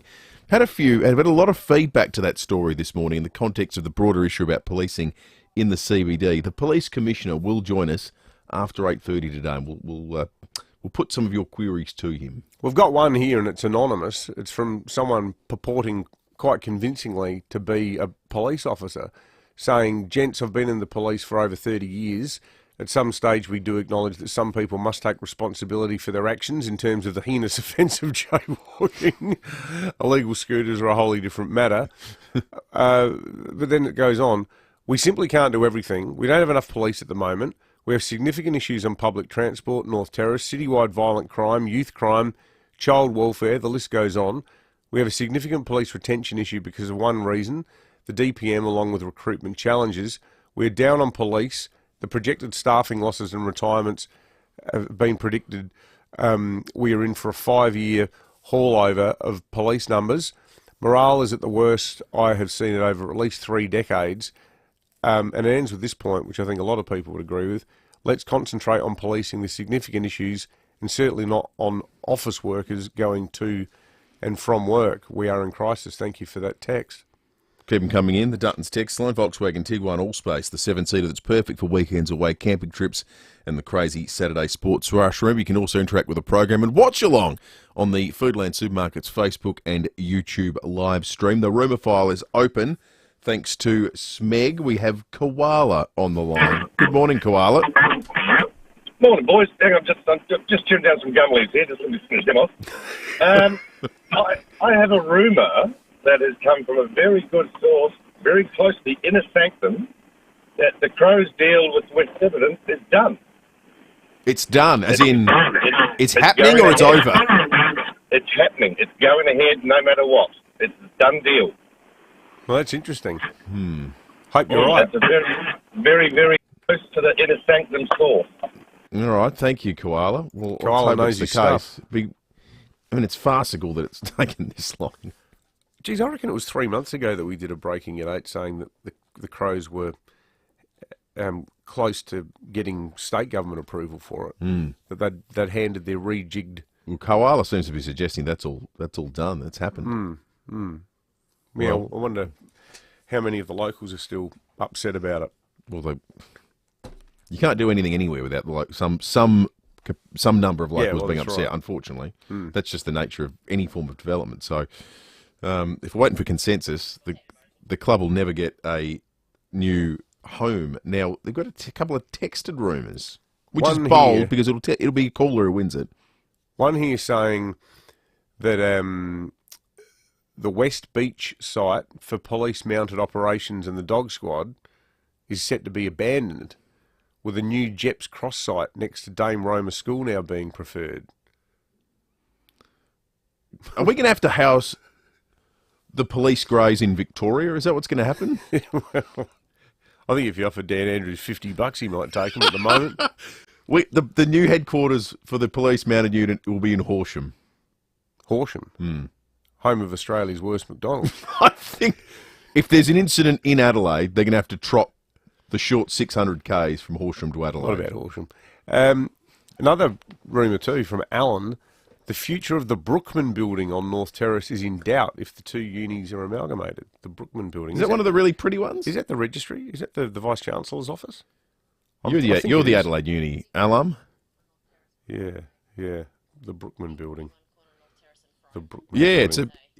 Lucy also a former Adelaide University student. But apparently it's UniSA's building. But it's on the corner of Frome and North Terrace. It's the old SAIT. It's the old SA Institute of Technology. The old teachers' college. They can't knock that down. That's actually a really pretty building. It would have to be heritage listed. You couldn't knock down the mangy barracks that no one had ever seen. You surely knock down... I mean, if Keith Collin was going to chain himself to the police barracks, God knows what he'd do if they knocked down the Brookman building. Might go on a 3-year hunger strike. I'd chain myself to that building. It's beautiful. That is actually a beautiful building. It's time for John Blake. Thanks to Aussie Fast Transport Solutions, interstate freight, distribution, warehousing and local Adelaide couriers. Call Aussie Fast 13 13 64.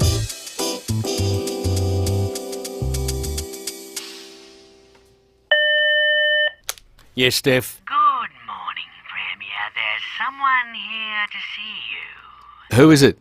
Well, I don't know. He has a beard and a moustache and sunglasses and is wearing a baseball cap. It could be anybody. Is it Tom Kutsentonis wearing a disguise? Yes, it is. Can't possibly know that I'm undercover. Send him in, Steph. Will do. You can go in, whoever you are. Come in, Tom. I'm undercover. Sorry, come in, stranger. Hello, Premier, whoever you are. G'day, Tom. Oh, you've blown my cover now, but I'll tell you what, we're clamping down on those bloody fare evaders. Oh, is that why you're... Yep, I've authorised a number of undercover operatives on buses and trains to check tickets and to make sure people are paying their way. Undercover operatives? Yep, no one will ever know who they are until they pounce on their victims and say, "Don't anybody move! You're under arrest!" Under arrest? Well, no, not under arrest. Well, why did you say that? Oh, because it sounds better than, don't anybody move, you're going to cop a pretty expensive infringement notice from the Department of Transport. That's why I thought I'd get hands-on and go undercover myself. Oh, yeah? Yeah, that's why this ingenious disguise that I'm... Like you're in a movie, Tom. That's right, only this is real-life drama. So this is to stop people riding on buses and not paying? Yeah, that and antisocial behaviour. So what will you do if you come across a bunch of drunken louts on a bus? Oh, well, I wouldn't want to risk having my fake beard pulled off. That would be embarrassing. So I would refer to one of the authorised operatives. Okay. I've had some pretty impressive new prescribed officer badges made up too. Look at this. Look at that. Oh, yeah. It flips open like an FBI badge, so you can quickly flash it like that. Just flash it like that. See? Oh. You flash it at a fair evader just before the... Before the Dragnet theme plays. Yeah, so they go, nobody move you... Oh, I dropped it. Wait, you go. No, wait a minute, I've got... So what does the badge say? It says... prescribed officer. Prescribed officer? Yeah. Doesn't really have the same ring to it as FBI, don't anybody move. Oh, I don't know. PO! Don't anybody... Oh, I see what you mean.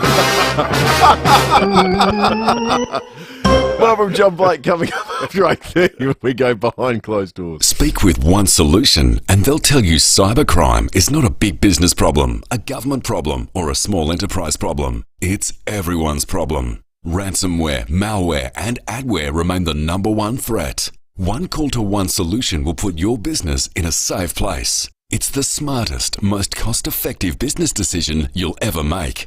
Get in touch with One Solution, winner of the National Telstra Customer Experience Award. onesolution.net.au. Online, on DAB Digital Radio, and on 1395 AM. Talking Adelaide. This is Adelaide's 5AA. Sunny and 18 with the 8 o'clock news. I'm Kendall Brettig. Chipped windscreen? Complete Windscreens can repair it from just $99. Look for the big red koala. A motorbike rider has been arrested after being clocked at dangerous speeds in the northern suburbs last night. Senior Constable Rhett Davis says he was followed along Main North Road to Gawler before heading back to a house at Craigmore. Patrol attended the address and spoke to the rider and checked for he was disqualified from driving and the bike was not registered or insured. The bike was also displaying unassigned number plates.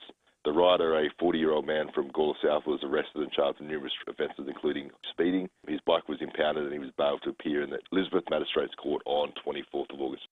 Hundreds of people have been fined or cautioned for jaywalking during a police crackdown in the CBD. 850 expiation notices were handed out during the operation, targeting vulnerable pedestrians, cyclists, motorbike riders and scooter users. But it sparked criticism police should be focused on more serious crime in the city. Athletes have rushed to the defence of the Commonwealth Games after the Victorian government pulled the pin on the 2026 event. The state's Premier Dan Andrews has cited cost concerns and value for the taxpayer. But swimmer Hayley Lewis, who won 5 gold medals at the Auckland Games, says they're about so much more than just money. It's not just a 12-day sporting event. It's so many other people get to benefit from it being in Australia. You know, the tourists that come to our country and our city in Melbourne would have seen the beautiful landmarks that are created here, would have got that city, that CBD back bustling. Our Premier Peter Malinauskas says SA won't be putting up its hand to host, and his focus is on events like the Gather Round, Live Golf and the Adelaide 500.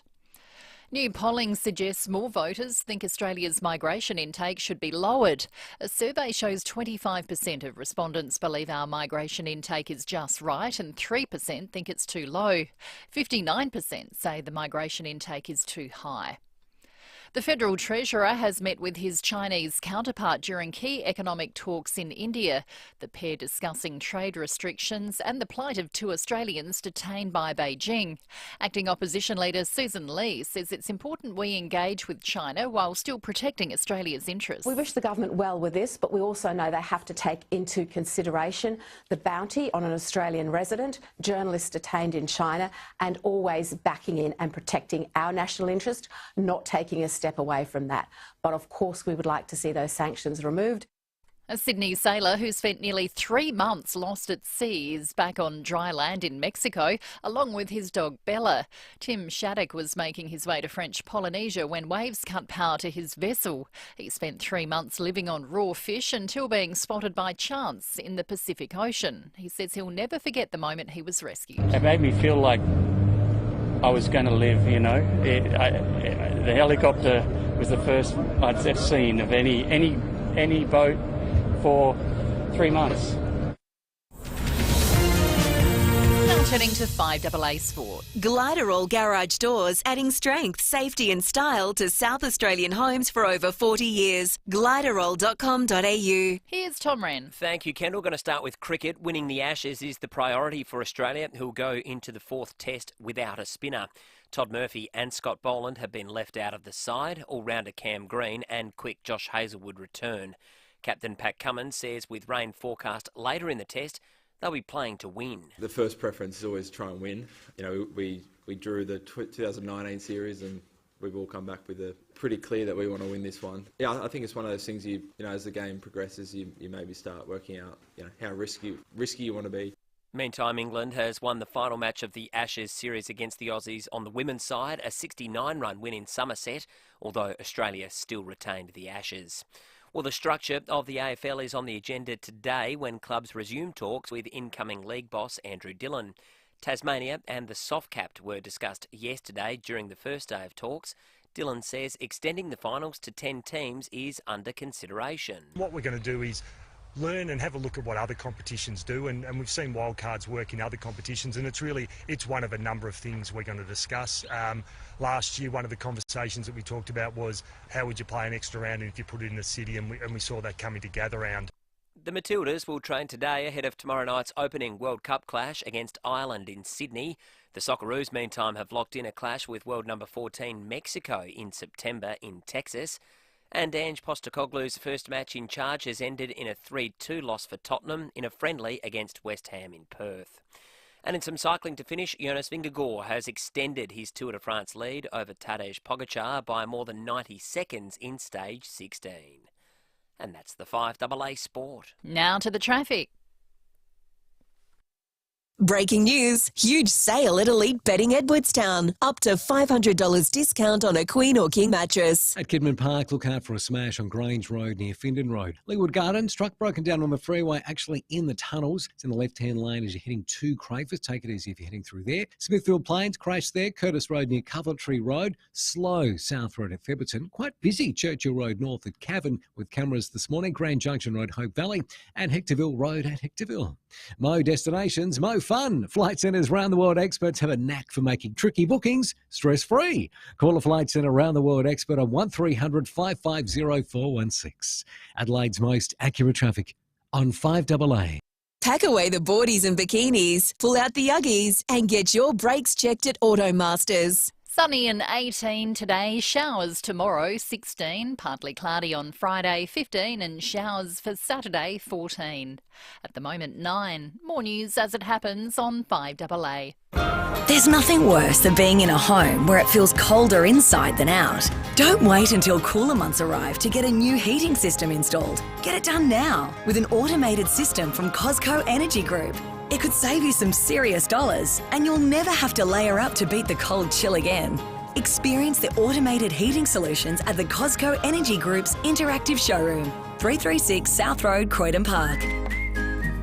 KOZCO, Cosco Energy Group. 5AA Breakfast is streaming live right now. To watch, simply head to 5AA on Facebook or YouTube. It's a beautiful day.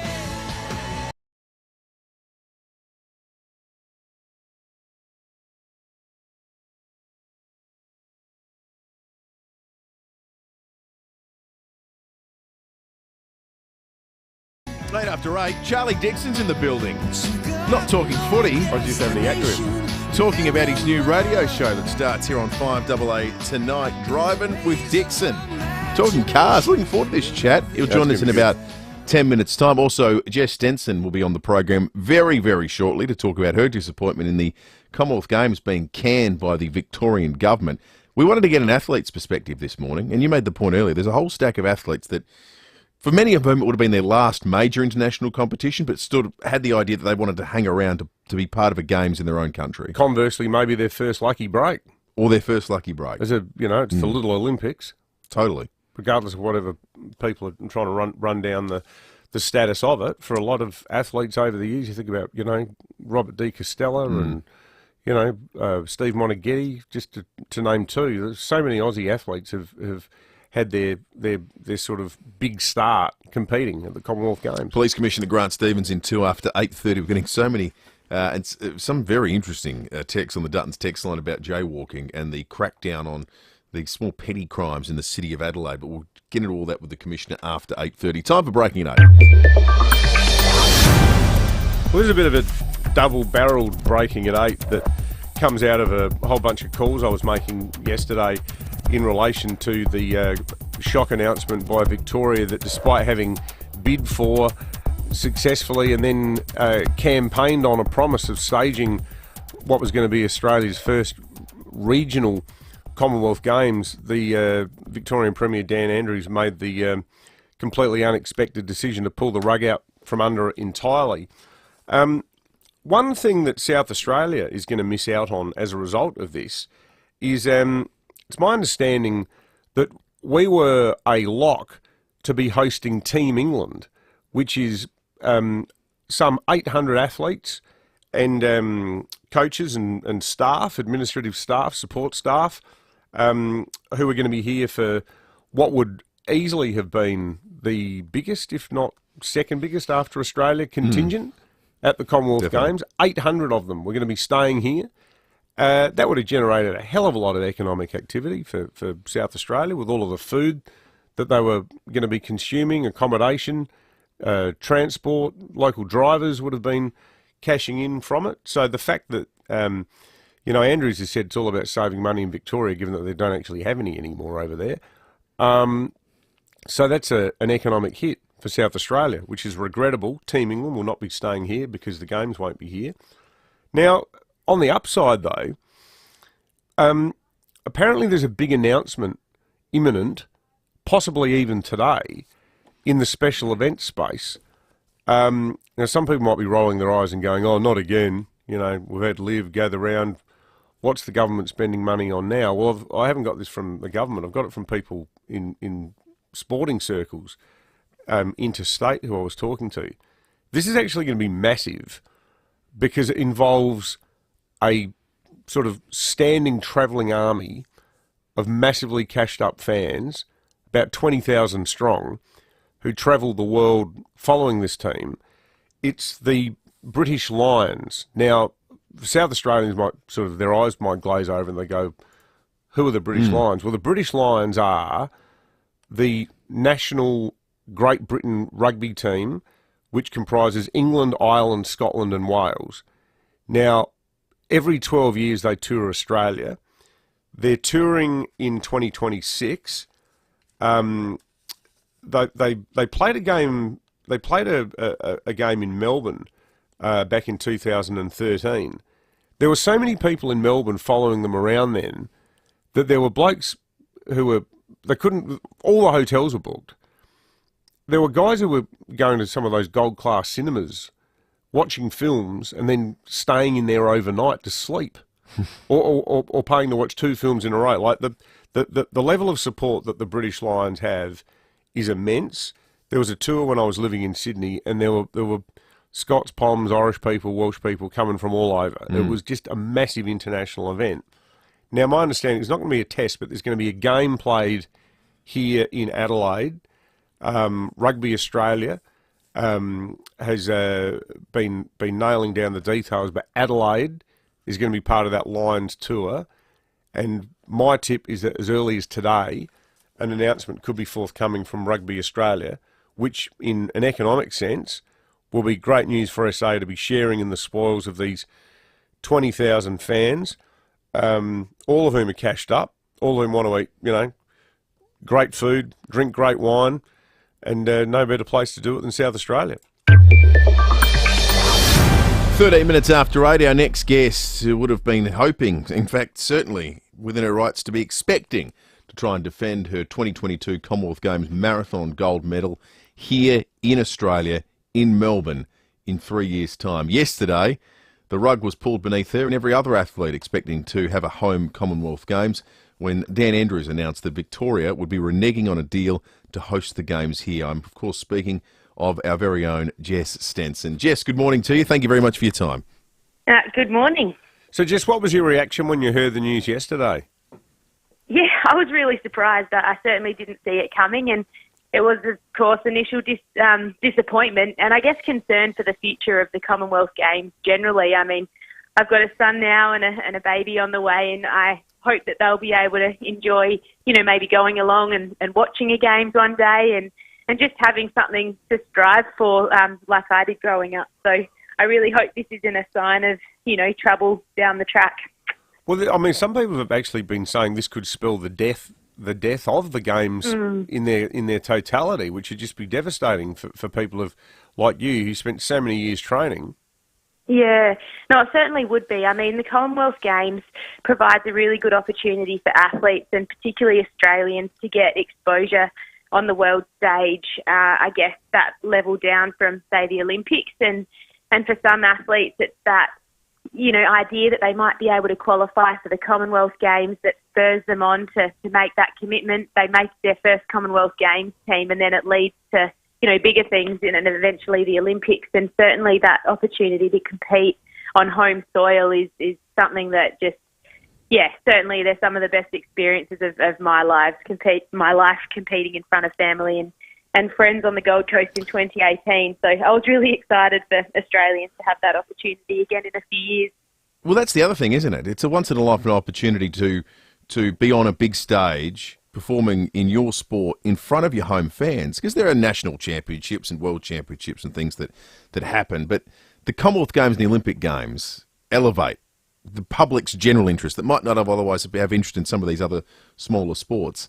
There would have been so many athletes who would have been thinking, I'm finally people will get to see me in my own country do what I do representing Australia, that they must be just awfully disappointed.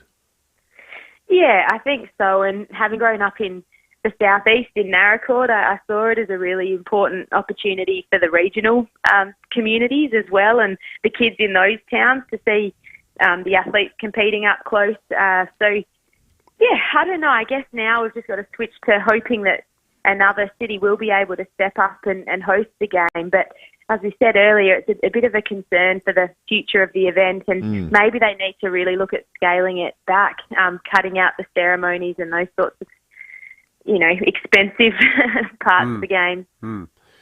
What sort of feedback have you had from the Commonwealth Games, the Australian sort of administrators of the Commonwealth Games? Have they been in touch with the athletes, just saying, look, we're going to keep you abreast of what happens from here? And it doesn't sound particularly positive at the moment, does it, with most of the states kept formally ruling out getting involved?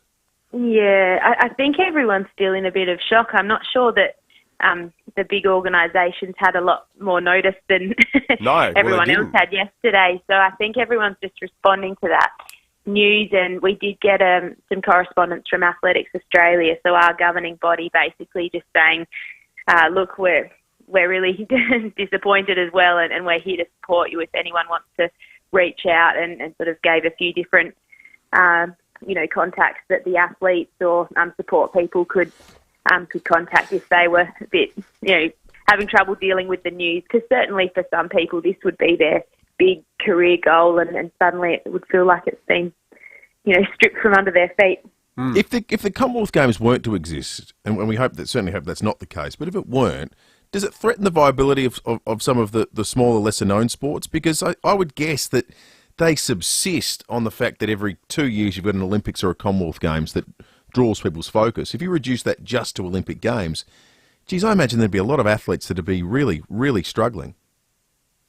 It will be interesting to see. I feel like something would need to take its place. As athletics, we have the World Championships every second year, but certainly that doesn't gain the traction and recognition back at home that the Commonwealth Games and the Olympics both do. So from an athlete perspective, it's something to aim towards, but it doesn't give you some of the opportunities that a Games does. So yeah, I would hope that there'd be some other event that might be able to developed in its place that's not quite as costly as a Commonwealth Games.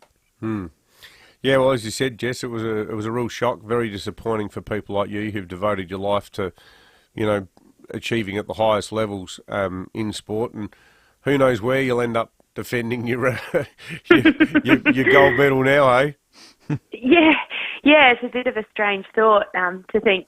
Imagine if 2022 was the last Commonwealth Games, but hopefully that won't be the case, and hopefully future generations will have something similar to the Commonwealth Games, if not the Commonwealth Games, to strive towards. And it's certainly an event that has played a special role in my life. We went along as a family to the 2006 Commonwealth Games in Melbourne, and I loved that experience. And then to have been a competitor there, I certainly have some incredible memories from the Games. Absolutely. Good on you, Jess. Jess Stenson, Adelaide Marathon runner and gold medalist from the Games Marathon in Birmingham. And I think there's an important point to make here about the Commonwealth Games, because we as Australians belittle it sometimes. We dominate it, and so we sort of can often diminish the importance of it by saying, oh, well, it's sort of the lesser version of the Olympic Games, as though we're the only country or group of countries who have an Olympic Games light style event. There's the Asian Games. There's the African Games. There's a host of these sorts of things that happen in a regional sense, sponsored by the International Olympic Committee, a lot of these. Like, the Commonwealth Games is not some quaint Commonwealth thing. It's quaint because it's a collection of Commonwealth nations, not a geographic area. But these happen, and I wonder are these other places in their games undergoing an existential crisis, or if they found a way to do it and make it affordable? Well, that's the thing. I mean, if there was no Commonwealth Games, I mean, part of our sort of ambivalence about it as spectators is we say, oh, we're going to beat Vanuatu 114-22 in the netball. But, the flip side of that is that for a lot of these smaller countries, particularly in the Caribbean, their highest ever sporting achievement in nations that have got populations of, in some cases, like 100,000 people or less, like Belize, British Honduras, or St. Martin and the St. Vincent and the Grenadines, all these places, St. Kitts and Nevis. Their highest sporting achievement might be bronze in some random sport. So it's really sad for them. And they're the countries that, obviously, in an infrastructure sense, they're never going to be able to host them. So I think Jess is right. It's time for a rethink. We'll check traffic, and we're going to come back speaking to our newest colleague here at 5AA, new radio host, someone you may have heard of for his exploits in another field. I think he plays football a bit. Charlie Dixon will be joining us in just a moment. We'll check traffic first. Thanks, Will. At Kidman Park, smash to look out for Grange Road near Findon Road with delays inbound. Leeward Gardens, truck broken down on the freeway, actually in the tunnel. She's stuck in the left-hand lane. He's heading to Crafers. Take it easy through there. Another crash, this one's at Smithfield Plains, Curtis Road near Coventry Road. Busy, South Road at Theberton, slow, Churchill Road north at Cavan, with cameras Hectorville Road, Hectorville, and got one setting up right now, Barnes Road at Glynn. Wherever you see yourself, the all-new Mercedes-Benz GLC is ready to take you there. Find yours today at Mercedes-Benz Adelaide and Unley. Adelaide's most accurate traffic on 5AA. Rowie and Timmy G on the 5AA Sports Show.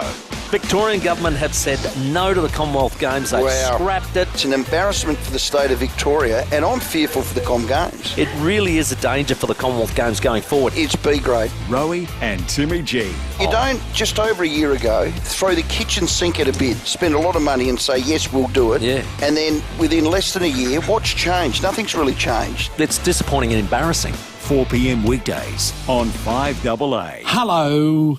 Frank Walker from National Tiles. National Tiles constantly check and lock prices on many of our most popular tiles at more than 20% below the market every day of the year. Here's proof.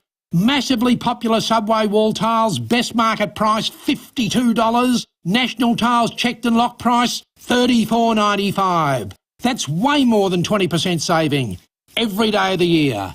Only at National Tiles. Thinking of getting a solar battery? Well, guess what? They're not getting any cheaper like we thought 10 years ago.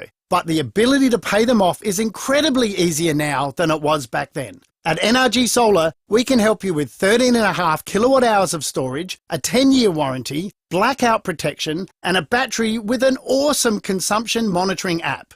We'll help you enjoy the feeling and the benefits of owning a solar battery sooner. So don't put it off any longer. Visit nrgsolar.com.au today. You can do just about anything online. Shop, meet new friends, watch reruns of your favourite TV shows or movies. But there's one thing you should never do online, and that's your will. From the simplest to the most complex wills and estate plans, Donlan Lawyers can answer your questions and help carry out your final wishes. For wills and estate planning, visit donlanlawyers.com. Hindmarsh Square, Adelaide, and Ocean Street, Victor Harbour. Rosanna Mangiarelli here from 7 News. Join me and Will Goodings for Adelaide's leading news hour, 7 News, tonight at 6 o'clock. Breakfast on 5AA. David Penberthy and Will Goodings. The Cherry Motor 5. State-of-the-art driving from 33k drive away with immediate delivery. Visit Cherry Glen Osmond. 24 minutes after 8. I don't know who was our previously most physically imposing 5AA radio announcer, but whoever they are now in second place because we have a brand new host to welcome to the airwaves starting tonight, Driving with Dixon. Thanks to Rod and the team at Louver House, the leaders in turning your outdoor space into a great entertainment area with an opening and closing roof. Charlie Dixon, if you're watching along on the Foodland Supermarkets Facebook and YouTube live stream, you'll notice joined us in the studio. Charlie, good morning to you. Morning, lads. Thanks for having me. No, mate, I'm so excited about this. I didn't know you were doing. I've been away for the last couple of weeks, so I didn't catch up with the news that you're on debut here on 5AA with a new show. But tell us about your passion for cars and a bit about your collection, because I was just saying to you off air, you sound like my kind of guy with your love of random old, pre-safety feature vehicles. Yeah, absolutely. That's actually something that I actually really love about the cars that I have is that they don't beep at me. They don't. They're analog, right? So there's nothing that sort of doesn't steer me and keep me in the lanes. So I can stay wherever I want. I know it's horrible. Seriously.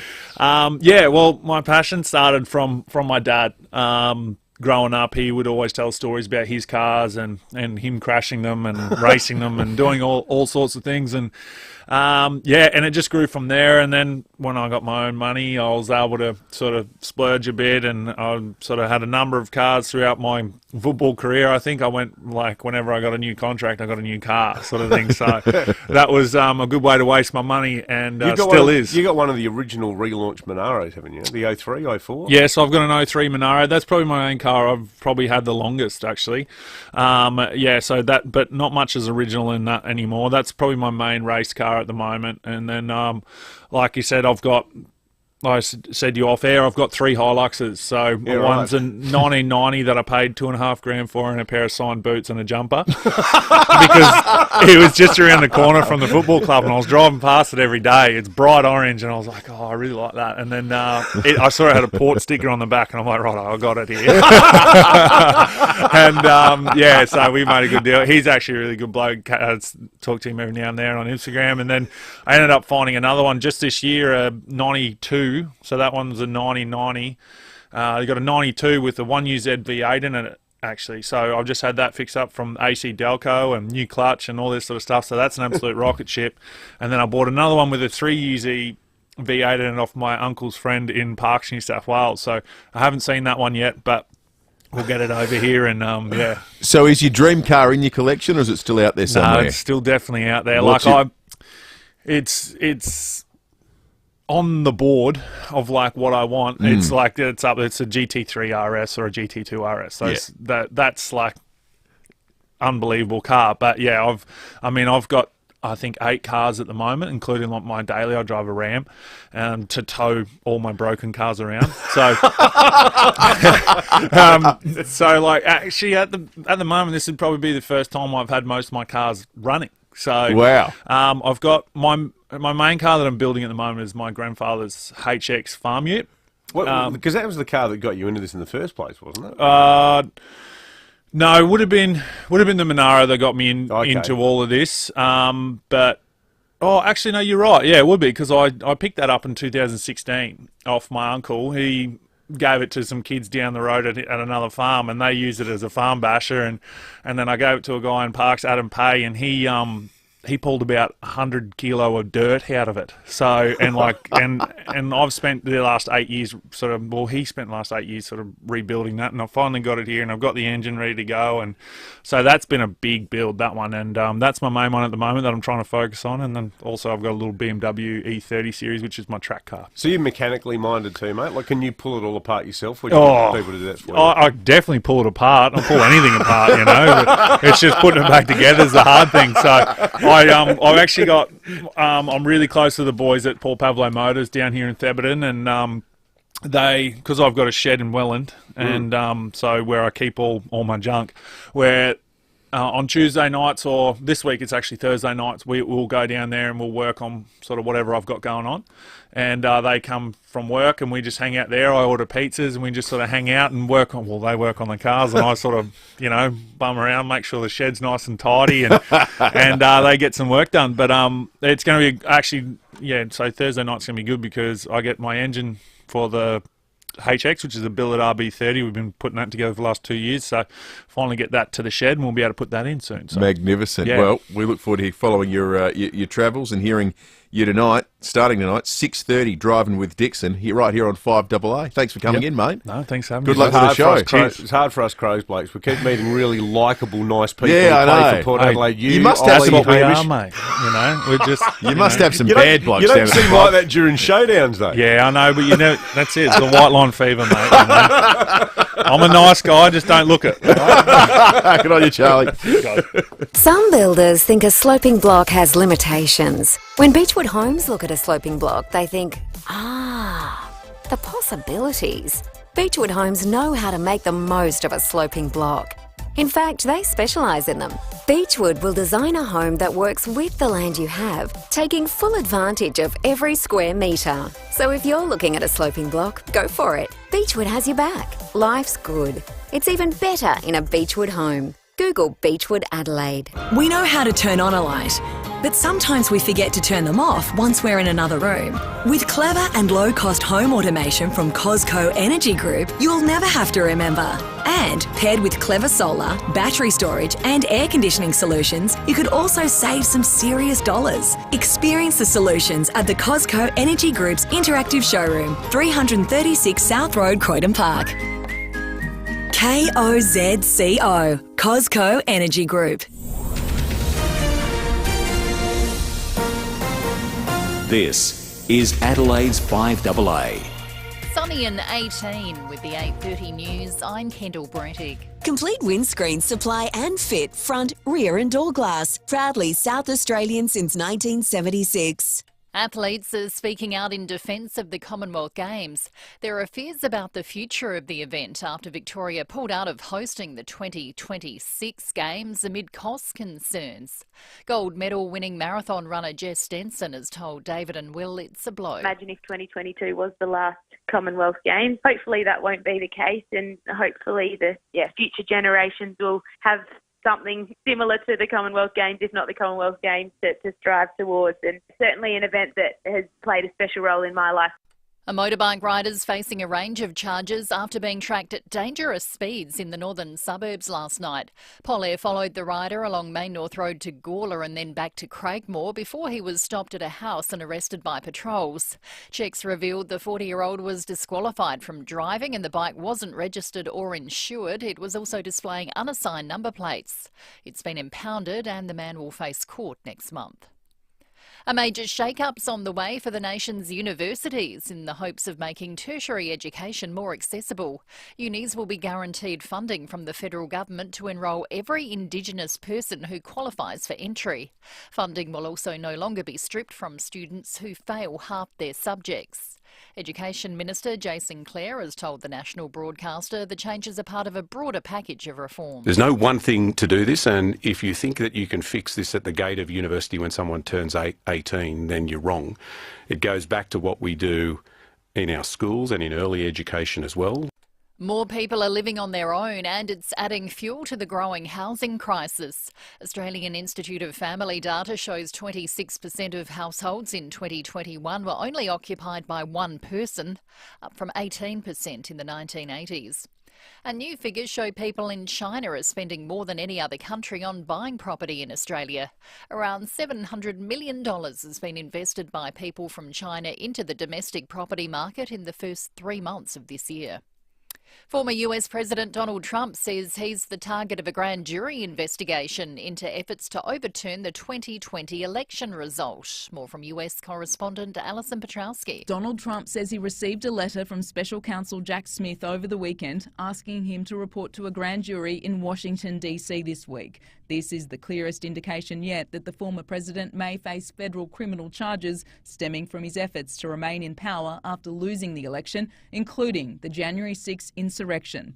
Today, Justice Aileen Cannon is holding a hearing in Florida to discuss a potential trial date for Trump's classified documents case. The Justice Department wants that trial to start in December. Trump wants to delay it until after the 2024 election.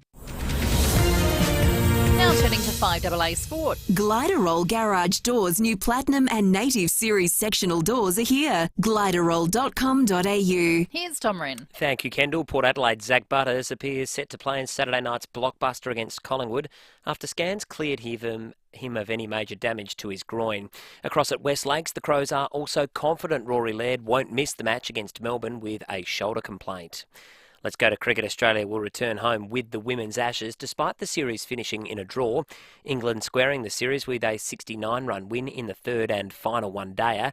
Aussie captain Alyssa Healy has told Today she's hopeful the men's side can go one better and win the Ashes outright with the fourth test getting underway tonight. Go hard, boys. I mean, if they're out of their crease, run them out. Other than that, I think they'll be right. They know what they're doing, so I'll leave it to Pat and Ronald to get them over the line. And the Aussie men have made two changes for tonight's test, with Josh Hazlewood and Cameron Green coming into the 11, with Todd Murphy and Scott Boland left out.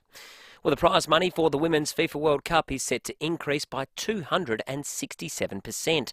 The 32 teams participating in the Cup, which starts tomorrow, will share a prize pool of more than $160 million. The last event only had a prize pool of $30 million. Meantime, Tottenham has gone down 3-2 in Ange Postecoglou's first match in charge in a friendly against West Ham in Perth. Despite the result, Postecoglou says his players showed some encouraging signs. When I see them trying, and it's a bit mechanical at the moment rather than natural, because they're going because I've told them to go rather than them feeling it, it's a good place to start for me. It's about me now trying to keep giving them the information with the other coaches, setting up training so that it does become an instinctual thing and a relationship thing where they work together. And that is the 5AA Sport. Now checking 5AA traffic. Breaking news. Huge sale at Elite Betting Edwardstown. Up to $500 discount on a Queen or King mattress. At Kidman Park, residual delays from earlier smash on Grange Road near Findon Road. Leeward Gardens, truck broken down on the freeway, actually in the tunnel in the left-hand lane as you're heading to Crayfus. Near Lobethal, smash on Lobethal Road near Smiths Road. Busy South Road at Theberton. Slow Churchill Road north at Cavan, with cameras Darley Road, Paris, and going right now Barnes Road at Glyn. Did you know that Burbank Homes can adapt the design to suit just you? With flexible floor plans and guaranteed build times, you'll love building with Burbank. Search Burbank Homes. Adelaide's most accurate traffic on 5AA. Pack away the bikinis and boardies, pull out the woolies, and get your brakes checked at Automasters. Sunny and 18 today, showers tomorrow 16, partly cloudy on Friday 15 and showers on Saturday 14. At the moment 10. More news as it happens on 5AA. If you need to fix your pipes, call Precise. Call Precise. If your toilet's blocking up, call Precise. Call Precise. If your lights aren't turning on, or your hot water is gone, or a plumber or an electrician, call Precise. Precise. Precise Plumbing and Electrical. Call 1300 700 200. That's 1300 700 200. Precise Plumbing and Electrical. On time, on budget, on the job. Or a plumber or an electrician, call Precise. Call Precise. Speak with One Solution and they'll tell you cybercrime is not a big business problem, a government problem, or a small enterprise problem. It's everyone's problem. Ransomware, malware, and adware remain the #1 threat. One call to One Solution will put your business in a safe place. It's the smartest, most cost-effective business decision you'll ever make. Get in touch with One Solution, winner of the National Telstra Customer Experience Award. onesolution.net.au. What is Louver House? Well, they're not only the sponsor of Charlie Dixon's new Wednesday night motoring show, Driving with Dixon, here on 5AA, but they're the market leader in turning your outdoor space into a great entertainment area with an opening and closing roof. You'll keep the rain out with automatic sensors, and with the flick of a switch can let the light in, so you can entertain outdoors all year round. Louver House is an SA family-owned and operated business, so everything is manufactured right here in SA. Best of all, with their leading technology, nothing is too hard for Louver House, and they're happy to come to your home and provide you with a free, no-obligation design, measure and quote. Get your outdoor area ready for summer and see the light with Louver House. Go to louverhouse.com.au for more. Breakfast on 5AA. David Penberthy and Will Goodings. Test drive the Cherry Emoda 5 at Cherry Glen Osmond from 33k drive away with immediate delivery. Go Cherry. 22 to 9, behind closed doors coming up in a moment, but first, the Elliot Ness of crossing the road. It's the Police Commissioner, Grant Stevens. Commissioner, good morning to you. I didn't see that one coming. No. I'm amazed you said it, frankly. Yeah, I'm so pleased to be here this morning to be able to provide some perspective on this. Well, we might as well get straight to it. Well, yeah, we'll cut to the chase. Look, Commissioner, obviously over the last month, the number one policing issue in the community's mind has been the state of the city, recidivist troublemakers, the perception, particularly among some businesses, that they were being allowed to run unfettered and unchallenged through the CBD. In that context, a blitz on jaywalking, was that really what the community had in mind? That's the feedback we're getting today. Well, unfortunately, the community's understanding of what's happened is based on what I would believe is a fairly narrow set of reporting in relation to what we've called Operation Vulnerable. Operation Vulnerable is targeting vulnerable road users, not just pedestrians in the CBD. It's a statewide operation, and it's focusing on pedestrians, motorcycle riders, cyclists, and scooter riders. And the numbers that have been referred to today are as a result of policing activity right across the state. And if you need a reminder about why we're doing this, since April we've had 5 serious injury collisions involving pedestrians, and 3 of those have died. And I think across this, for the year to date, we're looking at 11 vulnerable road users have been killed compared to 5 for the same time last year. So while we have an obligation to address antisocial behaviour issues in North Terrace and other places and respond to crime and attend to taskings involving people who need police assistance, we also have an obligation to road safety, and this is one of those pieces. And I would challenge anyone other than you two who drive into the city at some ridiculous hour of the morning, when you're driving through the city, there's never a time when there's not someone who walks against a red light or steps out, well within proximity of a pedestrian crossing, or does something that causes drivers to take evasive action. And I'm not talking about serious, swerving your car, but you have to be mindful of what pedestrians are doing. The other thing I want to say is, while we had something like 422 cyclists being given an expiation notice, 165 of those were cautions. Our pedestrians, 355 expiations. 97 of those were cautions, I think they were. 41 e-scooters, and we had 3 cautions and 38 given expiations, and mostly for things that people complain about anyway. So there's a balance here. This is a statewide operation. You can't just represent this as CBD activity, and we are responding to incidents that result in injuries and death. How much of this is about an increased police presence? Just having more eyes out there. Well, that's the other thing. Like, we don't get the police to sit on, in the office waiting to be called out to things. And when we roster for additional policing activity, there will be more police officers out there who are able to respond to a range of different obligations, not just the one thing that they're there for. So I'd be disappointed if the police weren't taking appropriate action when they see things that warrant some sort of intervention. Now, remember, a lot of these people got a caution. They got a warning because of their behaviour. In some respects, they should consider themselves lucky because they could be given an expiation notice. It does feel, though, that, and this isn't based on the article, it's based on the commentary, and we've had a lot of it, a significant amount of it this morning, in all seriousness, on the text line from people, some of whom say they were, like one guy was fined crossing Franklin Street at night when he couldn't see any cars anywhere. And are we doing enough with the other real hardcore stuff? And is any of this getting a middle-class office worker who's never broken any other law in his life, getting him on Franklin Street, are we sweating the small stuff, or not small stuff. Are we putting resources into this, but still not doing enough about people chucking, bottles through convenience store windows on North Terrace? Oh, look, I can provide an assurance that there's a firm balance here, and we're not taking our eye off the ball for other issues that involve a police response, and the sorts of things you're talking about we've spoken about before. This is a multi-agency response, and the police attend. We're there to clean up the mess, I suppose. Our physical presence provides a level of deterrence, but you can only put so many police into each geographic location within the city. In addition to those obligations, we do have other responsibilities, as I just described, and we need to find that balance. And I'm not going to argue about the specifics of an individual case where a person claims they were treated in a certain way. That's their view of what happened, and I'm sure the police may have a different view in terms of the person's behaviour that warranted some level of intervention. And I'm not going to make excuses for every intervention. There may be some police officers out there who are overly enthusiastic with some of these things, but by and large, police take a common sense approach and they intervene where it's necessary to ensure the safety of people, and sometimes people need a reminder. As I said, drive through the city and not have to think about what some pedestrian is doing, walking against a red light or crossing within 15 metres or so of a pedestrian crossing when it's peak hour traffic. Sometimes they need a reminder, and this is a pretty timely reminder, I think, especially when you think about it's not just pedestrians, it is cyclists. And the number of cyclists that were given cautions or fines for not wearing a helmet, it just defies logic.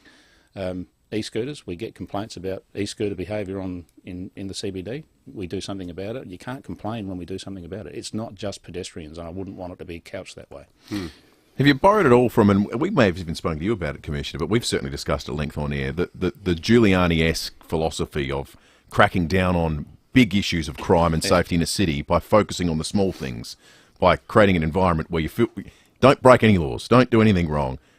Zero tolerance. Zero tolerance. Yeah. But the other component of that is the people you're probably most likely to sanction for something like jaywalking are those that visibly aren't giving us stuff, and probably aren't giving us stuff in a whole other ways as well. That's exactly right. Like, I'm not an advocate of zero tolerance policing, because that will scoop up people who, by and large, aren't part of the problem.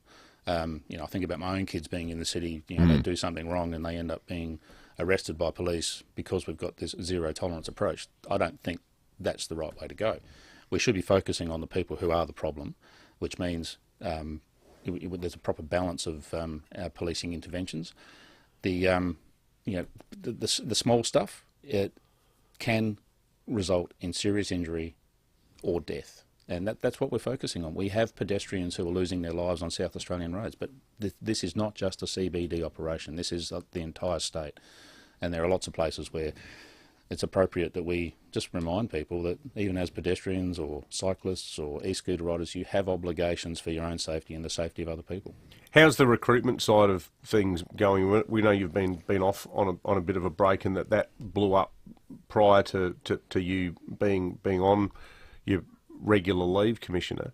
Is that something that you're starting to turn around, or is it still a challenge? Oh, look, I think, as I said before, the recruiting challenge that we have is no different to any other jurisdiction in Australia. This is probably the first time where I think all police jurisdictions have struggled to attract people into this profession.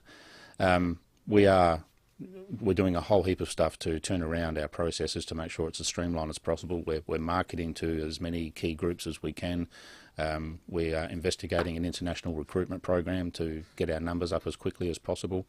This current budget, we were funded $12.2 million to invest in accelerated recruiting to get our numbers back as quickly as possible. So we have a pretty solid plan to do that.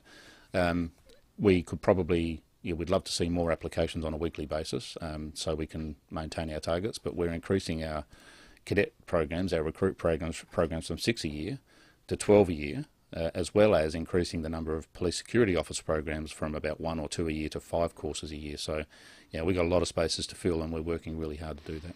The police greys relocation, is that still all systems go for West Beach? There's investigations happening in relation to those sites to make sure it's appropriate in terms of what sort of requirements would be to prepare the sites, and that includes examination for any sort of contaminants. I don't think it's any secret that most airports around Australia have an issue with PFAS. So we're just making sure that if we do move forward on those sites, that they're going to be safe, and the construction of what's necessary to accommodate the horses is feasible for those locations. So that work is still happening. Been taking a bit of time, hasn't it? There's a deadline for us, a soft deadline, to be out by about March next year, and there's a lot of energy going into trying to find and establish the right location for not just the horses, but there are 15 different business units that work in the old Thevenard barracks, and we've got a fairly aggressive program to find new homes for all 15, and they're not simply, most of them are not just leasing a new office and moving them in with desks and chairs. This is specific constructions that are needed for the type of work we do. Good stuff. Thanks for coming in, Commissioner. Commissioner Grant Stevens, always a pleasure to catch up. Thank you. Thanks, Will. At Seacombe Gardens, smash on Seacombe Road near Braeside Avenue. Leeward Gardens, truck broken down on the freeway, actually in the tunnel in the left-hand lane as you're heading to Crafers. And Lobethal, smash on Lobethal Road near Smiths Road. Busy South Road at Theberton, slow Peacock Road in the Parklands, with cameras Grand Junction Road, Hope Valley, and Hectorville Road at Hectorville. Did somebody say big boat energy? Below Deck Down Under is back with a splash, so don't miss the boat. Stream the new season ad-free, only on Hey You. Adelaide's most accurate traffic on 5AA. You've decided to build? It's exciting stuff. When you've found land, it's a good idea to get advice on what you can build on your new parcel of paradise. Get Steve from Beechwood Homes to take a look. There's no obligation, and you'll get a great understanding of what's possible. Sloping block, flat block, weird shaped block, or block on a cliff. Speak with Steve from Beechwood Homes for all the possibilities. Life's good. It's even better in a Beechwood home. Google Beechwood Adelaide. What's on your bucket list? Skydiving? Swimming with dolphins? Hot air ballooning? Before you plan a bucket list, plan your will with Donlan Lawyers. A will, power of attorney and advanced care directive speak for you when you can't. It means you and your loved ones will be taken care of. Visit donlanlawyers.com. Put it on your bucket list. Hindmarsh Square, Adelaide, and Ocean Street, Victor Harbour. Have your say with For My Say. How do you think you will vote on the Voice referendum? Download the For My Say app today to answer this question at 8:30am tomorrow. That's number 4, My Say. The power is in you. In tough times, it's the simple things that make a big difference. Like $17 schnitzel days at the Albion Birkenhead Tavern, Excelsior and the Lighthouse Wharf. We know the humble schnitty can't fix all our problems, but we do know it'll put a smile on your dial. $17 schnitties Mondays, Tuesdays and Wednesdays at the Albion Birkenhead Tavern, Excelsior and the Lighthouse Wharf. Making the world a better place. One schnitty at a time. Got to start somewhere. You just know it's a Barreau hotel. It isn't waste until you waste it.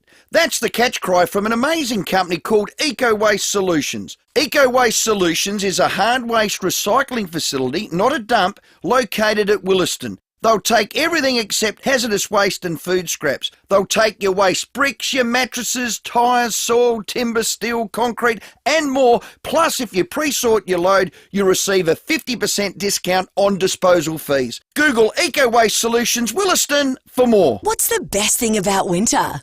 Definitely the Bob Burns Blinds Winter Warmer Special. Get super cozy with up to 40% off. That's up to 40% off our entire range of curtains and blinds, including our energy-efficient window coverings. With Bob Burns Blinds, you'll get that quality show home look, and you'll save money on energy bills by trapping the heat in your home. Get set for winter now with the Bob Burns Blinds Winter Warmer Special. Book your free measure and quote at bobburnsblinds.com.au. Breakfast on 5AA. David Penberthy and Will Goodings. The Cherry Motor 5. State-of-the-art driving from 33k drive away with immediate delivery. Visit Cherry Glen Osmond. 8 to 9 behind closed doors in a moment. 5AA's Interactive Lounge is back tomorrow from 11 with Graham Goodings and disability care experts Orion Care. Nice text here from Will in Goodwood, speaking sentiments which Will and I conveyed earlier after our catch-up with Charlie Dixon. Can you please stop getting likeable power players on? I'm finding myself wishing them well on the field way too much already. It's problematic, isn't it? We might have to start. Yeah. Orazio. Can we request? They've got to have some unlikable ones. Hamish Hartlett. Yeah. Surely they've got some really They would. unpleasant ones. They must Yeah, hide them away from the media.